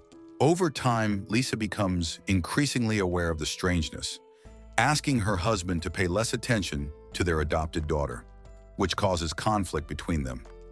The arguments became so intense that Lisa considered getting a divorce. Meanwhile, Kevin, not wanting to lose Sabrina, reached out to her social worker to ask if he could keep custody of her if they divorced. In the morning, Kevin started waking up early to take Sabrina to school. During these rides, he discussed the impending divorce with Lisa and envisioned a future where they could all live together happily. This dream motivated Sabrina. At one point, Kevin told Sabrina that, due to insurance policies, Lisa would be worth more to them dead than alive, and that the money could give them a comfortable life. From then on, Kevin started to manipulate Sabrina, instructing her on how to stage a robbery and how to use a knife to kill. To ease her fears about being caught, he reassured her that serious consequences were unlikely. He also told her to act as if she couldn't remember anything about what had happened. Kevin promised that the money they would receive would allow them to buy a house where Sabrina could take care of little Haley as if she were her own daughter. Sabrina completely accepted the plan. Sabrina needed help from someone in the criminal underworld, so she brought up the situation with a close friend from school. While they were in Kevin's car, they discussed how to find someone to eliminate Lisa. The friend, shocked by what she was hearing, tried to distance herself from the situation. Despite this failure, Sabrina is determined to carry out her plan. At that time, she was focused on her future and was discussing with her teachers the possibility of going to cosmetology school or becoming a model after graduating high school. On October 27, 2012, when Sabrina turned 18, she understood that she had to leave the foster care system and separate from Kevin. Determined to continue her stay, she filed a petition with the court, which surprisingly approved her request. On November 15, while Kevin was driving her to school, he pulled over, in tears, and confessed that he was contemplating in his own life due to a recent argument with Lisa. This moment was crucial for Sabrina, and she assured Kevin that she would help him. He then instructed her to wear a mask to disguise her face and make it appear as though a robbery was taking place. A few hours later, Kevin left Sabrina at home when he went to work. That night, Megan went to her room, while Lisa and little Haley slept in the master bedroom. Meanwhile, Kevin and Sabrina were texting each other. After midnight, Sabrina got up from her room, went to the kitchen, and took a sharp knife. Quietly, she entered the bedroom and hid Haley in the closet. When Lisa woke up, she was disoriented in the dark and thought it was Megan. Before she could say anything, Sabrina attacked her. Lisa screamed. Megan, hearing the screams, rushed into the bedroom to find a terrifying scene. Trembling, she called 911. Megan's panic and confusion grew with each moment as Sabrina, undeterred, continued her attack. Seconds later, Lisa died. When paramedics arrived, they found Megan crying and devastated over her mother's death. Fortunately, they rescued little Haley from the closet, where she had been hiding in fear. Officers then approached Sabrina, who had multiple cuts on her arms and appeared to be in shock. She was quickly arrested and taken to the hospital. Upon hearing about the incident, Kevin to go back home. During a casual interview, agents observed that he remained surprisingly calm despite the seriousness of the situation. In fact, he seemed more focused on the details of the attack than on its tragic outcome. 10 hours after the incident, Sabrina was moved from the hospital to the police station for questioning. Once there, the detectives read her rights and told her she was considered a suspect in the murder. Sabrina explained that she had gone into Lisa's bedroom to get a headache pill, but then felt a mental block. The detective asked her several questions about what happened next. Sabrina carefully followed the instructions Kevin had given her, saying her memory was unclear. Even when the detective pressed her, she remained consistent with Kevin's plan. The detective decided to change his approach and started asking Sabrina about her relationship with Lisa. Sabrina insisted that she had no knowledge of what happened to the victim. Realizing that sharing information was not effective, the detectives shifted their focus to exploring potential motives for the suspect. As a result, Sabrina was placed under preliminary arrest at the Lake County Jail. The Lake County Medical Examiner's report revealed shocking details. According to court records, Lisa was stabbed 178 times with a 15-inch knife. Many of the wounds were self-defense. The attack was so violent, the knife bent, Many defensive wounds showed that Lisa fought hard to protect herself from the attacker. The knife used in the assault had bent due to the strength of the blows. On Saturday, November 17, 2012, family and friends gathered to support Kevin and his daughter Megan. They observed that Kevin was behaving unusually and seemed distant. His strange behavior stemmed from panic. He was worried that Sabrina might report him or that something had gone awry. A few hours later, Kevin attempted to visit Sabrina in prison, but the authorities denied him access. This denial angered him and raised concerns among the detectives investigating the situation. After his wife's funeral, Kevin started reaching out to insurance companies to collect payments on his policies. He used the money to pay off his mortgage, buy new cars, and invest in real estate in Florida. At that time, he felt confident that no one would discover his secrets and firmly believed in Sabrina's loyalty. In May 2013, feeling betrayed, Sabrina chose to cooperate with the investigation and testify against Kevin.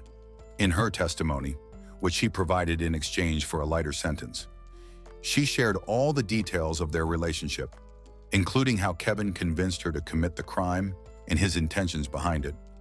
She also talked about the original plan to hire someone else to carry out the murder. The detective asked her to leave a message for Kevin regarding an important discussion. On June 4, 2013, Kevin called Sabrina again. Not realizing that authorities were recording their conversation, Sabrina expressed her worries about the police discovering her past, and Kevin reassured her while being careful not to share specific details that could incriminate him. The detective tried to replicate the operation, but it didn't work out. In their quest for more evidence, investigators obtained court approval to examine the phone records of Sabrina and Kevin.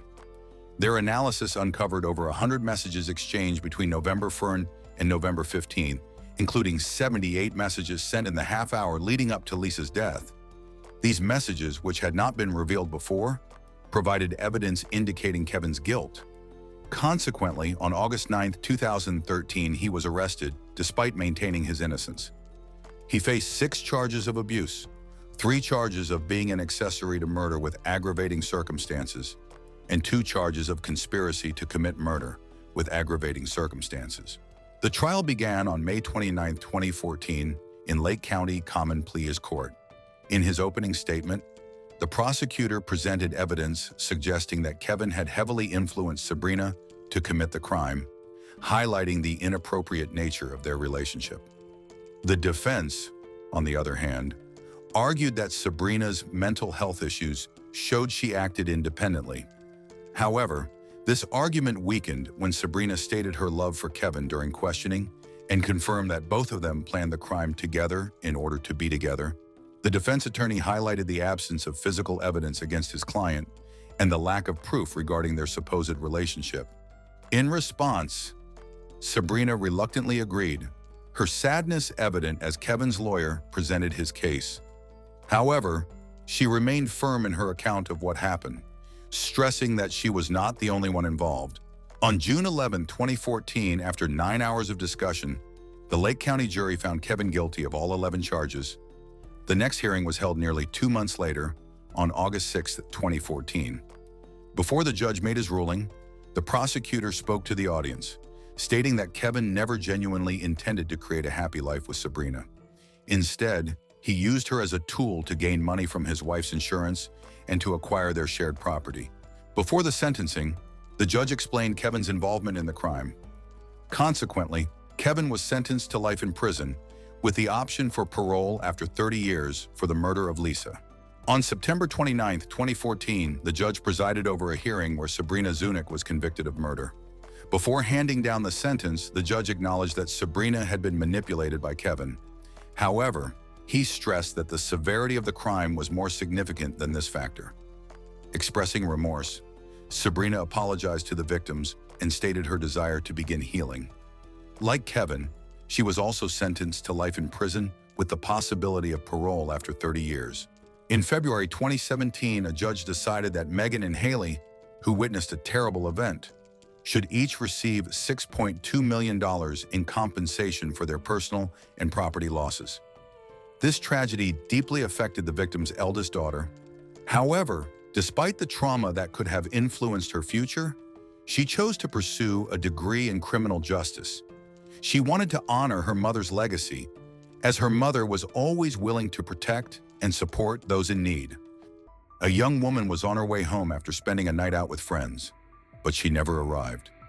Jessica Lynn Callagher was born on May 8, 1982 in Austin, Texas, where she lived with her parents and two brothers.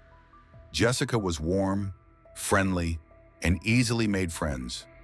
Beyond her sociable nature, she was very ambitious, had a clear goal since high school. She wanted to become a teacher. To achieve this, she enrolled at Texas State University and earned her bachelor's degree in science. Jessica then decided to pursue a master's degree while working as a teaching assistant at an elementary school and taking a part-time job at a grocery store. Despite her busy schedule, she maintained a positive attitude, believing that her hard work would eventually lead to success. On September 7, 2009, Jessica had a day off. She spent it with her friends and cousin, Melanie. They began the day by lounging at the pool and went out for dinner. Afterwards, they visited a bar to play pool. At the end of the night, Jessica became the designated driver, ensuring everyone got home safely. She dropped off Melanie last, around 1:30 in the morning. Melanie invited Jessica to stay over, but Jessica declined since she had an early shift at the grocery store and needed to stop at a 24-hour shop to buy food for her dogs.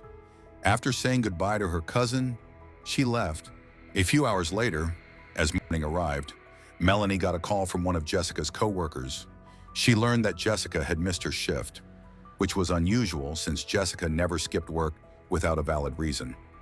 At that time, Jessica had been promoted to store manager, adding to her responsibilities. Weren't worried, Melanie called Lori's several friends, but none had heard from Jessica that morning. She then contacted her brother, John Ridenour, who lived with Jessica. John told Melanie he hadn't seen her either. John, a police officer, had started his shift at 5:30 a.m. and hadn't noticed if Jessica had come home during the night. He also hadn't checked her room before leaving for work. Concerned, he quickly returned home. But Jessica was still missing. It seemed she hadn't been home at all, as her dogs were acting unusually, almost as if they hadn't been fed in a while. This raised alarm bells. Something was definitely wrong. John quickly contacted his colleagues at the police department to track Jessica's phone. The signal led them to a restaurant near her home. Melanie and her boyfriend hurried to the restaurant and soon found Jessica's car in the parking lot. However, when they approached and opened the door, they were horrified to see that Jessica was slumped in the driver's seat, unresponsive. Her skin was badly sunburned, and the inside of the car was extremely hot. Melanie's boyfriend immediately called the police, who sent officers and an ambulance to the scene. Paramedics confirmed that Jessica was dead, and her body was taken for further investigation. It was evident that she had likely been attacked. Investigators started looking into Jessica's car. They quickly noticed that the driver's seat was pushed too far back. Given the injuries she had, detectives believed she might have been attacked while still in the car. They also found that her keys, wallet, and credit cards were missing. On the back seat, there was a bag of dog food, indicating that Jessica had been in the car since the night before, as she intended to go to the store right after dropping off her cousin. After searching the car thoroughly, detectives entered the restaurant near the parking lot where Jessica's car was found. This is when the investigation took an unexpected twist. One of the restaurant employees informed the investigators that when she arrived for work early that morning, she saw Jessica's car and noticed that Jessica was still alive at that time. The witness reported that Jessica was sitting inside her car, completely undressed and behaving oddly, as if she were under the influence. Although the scene was unusual, the employee didn't dwell on it and went inside to begin her shift. Shortly after, she stepped outside again and saw Jessica sitting by her car. Jessica had put her clothes back on but was still acting strangely, just sitting there and running her hands through her hair. When the employee went outside a third time, Jessica was back in her car, talking to herself and making odd hand gestures. The police later discovered several more witnesses who had seen Jessica alive that morning. Despite her unusual behavior, no one called for help or checked on her well-being. After interviewing the witnesses, detectives returned to Melanie and asked if Jessica might have been drinking alcohol or taking banned substance. Melanie firmly stated that Jessica had been sober that night as she was the designated driver responsible for getting everyone home safely and had work the next day. She also claimed that Jessica had never used banned substance. The situation puzzled the investigators, but they later uncovered a possible explanation. Medical examiners discovered signs of strangulation on Jessica's body, including marks from hands and a likely rope or belt. She also had numerous bruises, scratches, and she had been abuse assaulted. Experts noted that her trauma could have resulted in a brain injury, which was worsened by the hours she spent inside a hot car in the sun. This might clarify her unusual behavior, her disorientation, and why she didn't call for help. It is likely that Jessica was so affected that she didn't understand what was happening to her, eventually leading to death. Toxicology reports confirm Melanie's earlier statement. Jessica had no alcohol or banned substance in her system. If any of the witnesses had called for medical assistance, doctors might have been able to save her, but it was now too late. Detectives needed to determine who was responsible for her death. They began by searching for CCTV footage, but unfortunately, there were no cameras in the parking lot where Jessica was found. However, they made an important discovery. If she had bought dog food late at night, it was likely that she stopped at the 24-hour Walmart across the street. The detectives obtained the store's security footage, which showed Jessica arriving, walking into the store alone, and there were no indications that anything was wrong. She went straight to the pet food aisle, picked up a large bag, and proceeded to the checkout. Everything appeared normal, but as she exited the store, detectives observed something noteworthy. Just a few seconds later, a man followed her outside. Detectives reviewed more footage and noted that the man arrived at Walmart just minutes before Jessica. He parked at the far end of the parking lot, entered the store, but instead of shopping, he went straight to the restroom and then left. When detectives checked the entrance camera, they saw him following closely behind Jessica and appearing to be in a hurry. However, there was an issue. Jessica's car was parked behind a large tree, which blocked the camera's view. Despite this, the footage allowed them to track the man's movements. He approached Jessica's car, went behind the tree, and did not emerge again. 2 minutes later, Jessica's car exited the parking lot. A surveillance camera later recorded a vehicle arriving at the restaurant parking lot where Jessica was discovered the next morning. Shortly after, an individual got out of Jessica's car and walked across the lot toward the parking area of Walmart. This individual then got into the same vehicle that a suspicious man had driven earlier. Detectives were nearly certain that this person was involved in Jessica's murder, but the quality of the surveillance footage made it difficult to identify him or his vehicle clearly. However, the detectives still had some options. With Jessica's credit cards missing, they examined her accounts for any recent transactions and discovered a lead. One of her cards had been used at a gas station approximately 20 minutes after her car was left at the restaurant. They obtained the gas station's surveillance footage and quickly recognized the red pickup truck associated with their suspect. When they checked the camera near the register, their suspicions were confirmed. It was indeed the same man. This provided proof that he had Jessica's credit card, making him appear even more guilty. The detectives then released the footage of the suspect and his vehicle to the news, seeking help from the public for any information about him. Detectives continued their search for more evidence, but found no new leads. Days went by without any significant developments until they received a call from a woman. She claimed that the man in the security footage resembled her fiancé's best friend, Kristine Larson.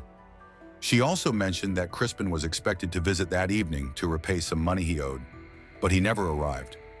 After seeing the news report about Jessica's murder, she recognized him in the surveillance video. Although she was shocked to think he could be involved in such a terrible crime, she understood that she needed to inform the police. Detectives started investigating Kristine's background and soon found a significant detail. Just weeks before Jessica's murder, a patrol officer had stopped him for driving with an expired license. When the investigators examined the officer's body camera footage, they noticed that Kristine closely matched the description of their suspect. Moreover, he was wearing the same baseball cap as the person in the surveillance video. 5 days after Jessica's murder, police visited Kristine's home. They immediately noticed his pickup truck, which was the same model as the one captured on surveillance footage. However, there were some changes. The chrome details visible in the video had been painted over in black. When detectives knocked on his door, Kristine surprised them by quickly admitting that he had met Jessica that night. He explained that they connected through an adult website and arranged to meet for a casual hookup. Kristine said they met in the Walmart parking lot, where he got into Jessica's car. He claimed she drove them to a park, where they had intimate before returning to Walmart. Before parting ways, they talked in her car, during which he mentioned his financial struggles. According to him, Jessica then gave him her credit card so he could buy gas. After saying their goodbyes, they went their separate ways.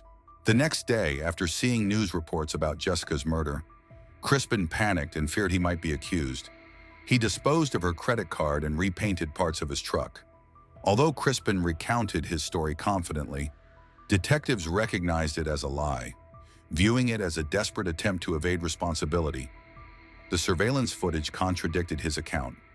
He claimed they had planned to meet in the Walmart parking lot, but he only approached Jessica after she had returned to her car. He also said she drove him back after their supposed meeting, but the footage clearly showed him walking back to his own truck alone. Jessica's car remained in the parking lot until the next morning, and no one else interacted with it. Detectives collected Kristine's phone and computer, as well as Jessica's devices, because they suspected there was no evidence of communication between them. No messages, no calls, nothing. In fact, Jessica had never visited the adult website that Kristine claimed they used to arrange their meeting. However, when investigators examined Kristine's computer, they discovered something noteworthy. Just hours after the police found Jessica's body, he searched for and read several news articles about her murder. Jessica's friends and family also doubted Kristine's story. They believed she would never seek a one-night stand or meet a stranger in a parking lot at night. That behavior was simply not in her character. Additionally, she had told a friend that she needed to rest before her morning shift and still had to feed her dogs. There was no way she would have gone out for a secret late-night date. Investigators thought that Kristine was trying to shift the blame onto others. However, the overwhelming evidence against him made it difficult for him to create a credible excuse. Based on the surveillance footage, detectives reconstructed the likely sequence of events. Kristine probably saw Jessica inside Walmart and decided to target her. He followed her to her car, got in, and used threats to prevent her from crying out or resisting. It seems he then forced her to drive to a nearby park, where he abused her. Afterward, he returned to the parking lot near Walmart, closer to his own truck.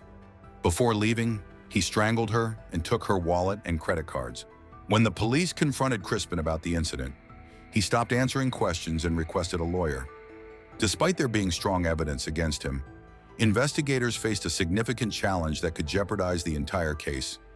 Jessica had survived for several hours after the attack, which posed a major legal issue. The problem was that medical experts could not definitively explain why this occurred. Cases like hers were so rare that they had not been thoroughly studied. While the official cause of death was identified as strangulation, there had never been a documented case of someone being strangled, surviving for hours, and then dying later as a direct result of the attack. The only way to solidify the case would be a confession, but Kristine refused to admit to any wrongdoing. Detectives faced a challenging situation. They believed that Kristine was guilty of Jessica's murder, as no one else could have committed the crime. However, since Jessica had survived until the morning after the attack, there was a significant concern that the case might not hold up in court. To bolster their case, investigators examined Jessica's car for more evidence, but found nothing. There were no fingerprints, no DNA, and no other evidence linking Kristine to the crime scene. Prosecutors discovered a temporary way to proceed. They charged Kristine with evidence tampering linked to Jessica's case. Kristine had confessed to disposing of her credit card and repainting his truck, which were obvious attempts to conceal his actions.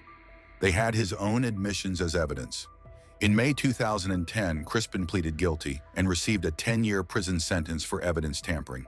Detectives were committed to achieving justice for Jessica and refused to give up. They needed strong scientific evidence to link Kristine to her murder. For years, their efforts led to no significant breakthroughs. Then in 2013, they found a scientific article that changed the course of the investigation. The article discussed cases in which strangulation did not immediately cause death, but instead resulted in a condition called delayed death syndrome. This syndrome can lead to brain damage, causing victims to feel confused, disoriented, and unable to seek help. The article's findings closely aligned with Jessica's behavior following the attack and reinforced the initial medical examiner's belief that she had suffered a brain injury, leaving her unaware of her situation until it was too late. Detectives contacted the author of this article right away and began constructing a murder case against Kristine, using advanced medical sciences support. In May 2014, Kristine was officially arrested for murder, but he still maintained his innocence throughout the process. During the trial, his defense attorney emphasized a critical point. There was no DNA evidence linking Kristine to the crime. The prosecution contended that Jessica had fought back during the attack and likely scratched her assailant, which should have left DNA traces under her fingernails. However, forensic experts for the prosecution highlighted an important detail. Jessica had been trapped in her car for hours in extreme heat. At such high temperatures, DNA breaks down quickly, and by the time her body was examined, any genetic material under her nails would have completely degraded and been unrecoverable. Prosecutors built their case against Kristine using strong forensic evidence and extensive surveillance footage that strongly indicated his guilt. However, a complication arose when Kristine's lawyer challenged the accuracy of the timestamps on the video evidence. Initially, the footage obtained from the security cameras did not have any timestamps. Since the timing of events was critical, prosecutors applied specialized software to add timestamps later, which gave the defense a chance to question the integrity of the evidence. Kristine's attorney contended that this was a significant issue because he had not received the original footage with the timestamps included. Ultimately, the judge ruled in favor of the defense, resulting in a mistrial. Consequently, Kristine avoided conviction due to this technicality. Nevertheless, he remained in prison, serving his 10-year sentence for evidence tampering. Prosecutors quickly started preparing for a new trial. Over the next few years, Kristine's legal team worked diligently to stop the retrial, arguing that it would violate his rights. Ultimately, however, a higher court decided in favor of the prosecution, allowing the trial to proceed. The new trial began in 2018, and this time, the prosecution meticulously addressed every aspect of the case, ensuring the defense couldn't take advantage of any loopholes. They successfully convinced the jury of Kristine's guilt, resulting in his conviction for murder. Kristine Harmel received a life sentence without the possibility of parole. Prosecutors opted not to seek the death penalty, believing it might jeopardize their chances of a guilty verdict. They were aware that the delayed death syndrome argument could create doubts for the jurors, and in death penalty cases, a conviction requires complete certainty. A few years later, Kristine attempted to appeal his sentence, but his request was turned down. Consequently, he is still in prison with very little chance of being released. Jessica's family expressed gratitude to the investigators and prosecutors for their unwavering commitment to seeking justice, even though it took 9 years to achieve a verdict. However, they also shared that they had hoped the sentencing would provide them with some relief and closure. But ultimately, no punishment for Kristine could ever really alleviate their suffering.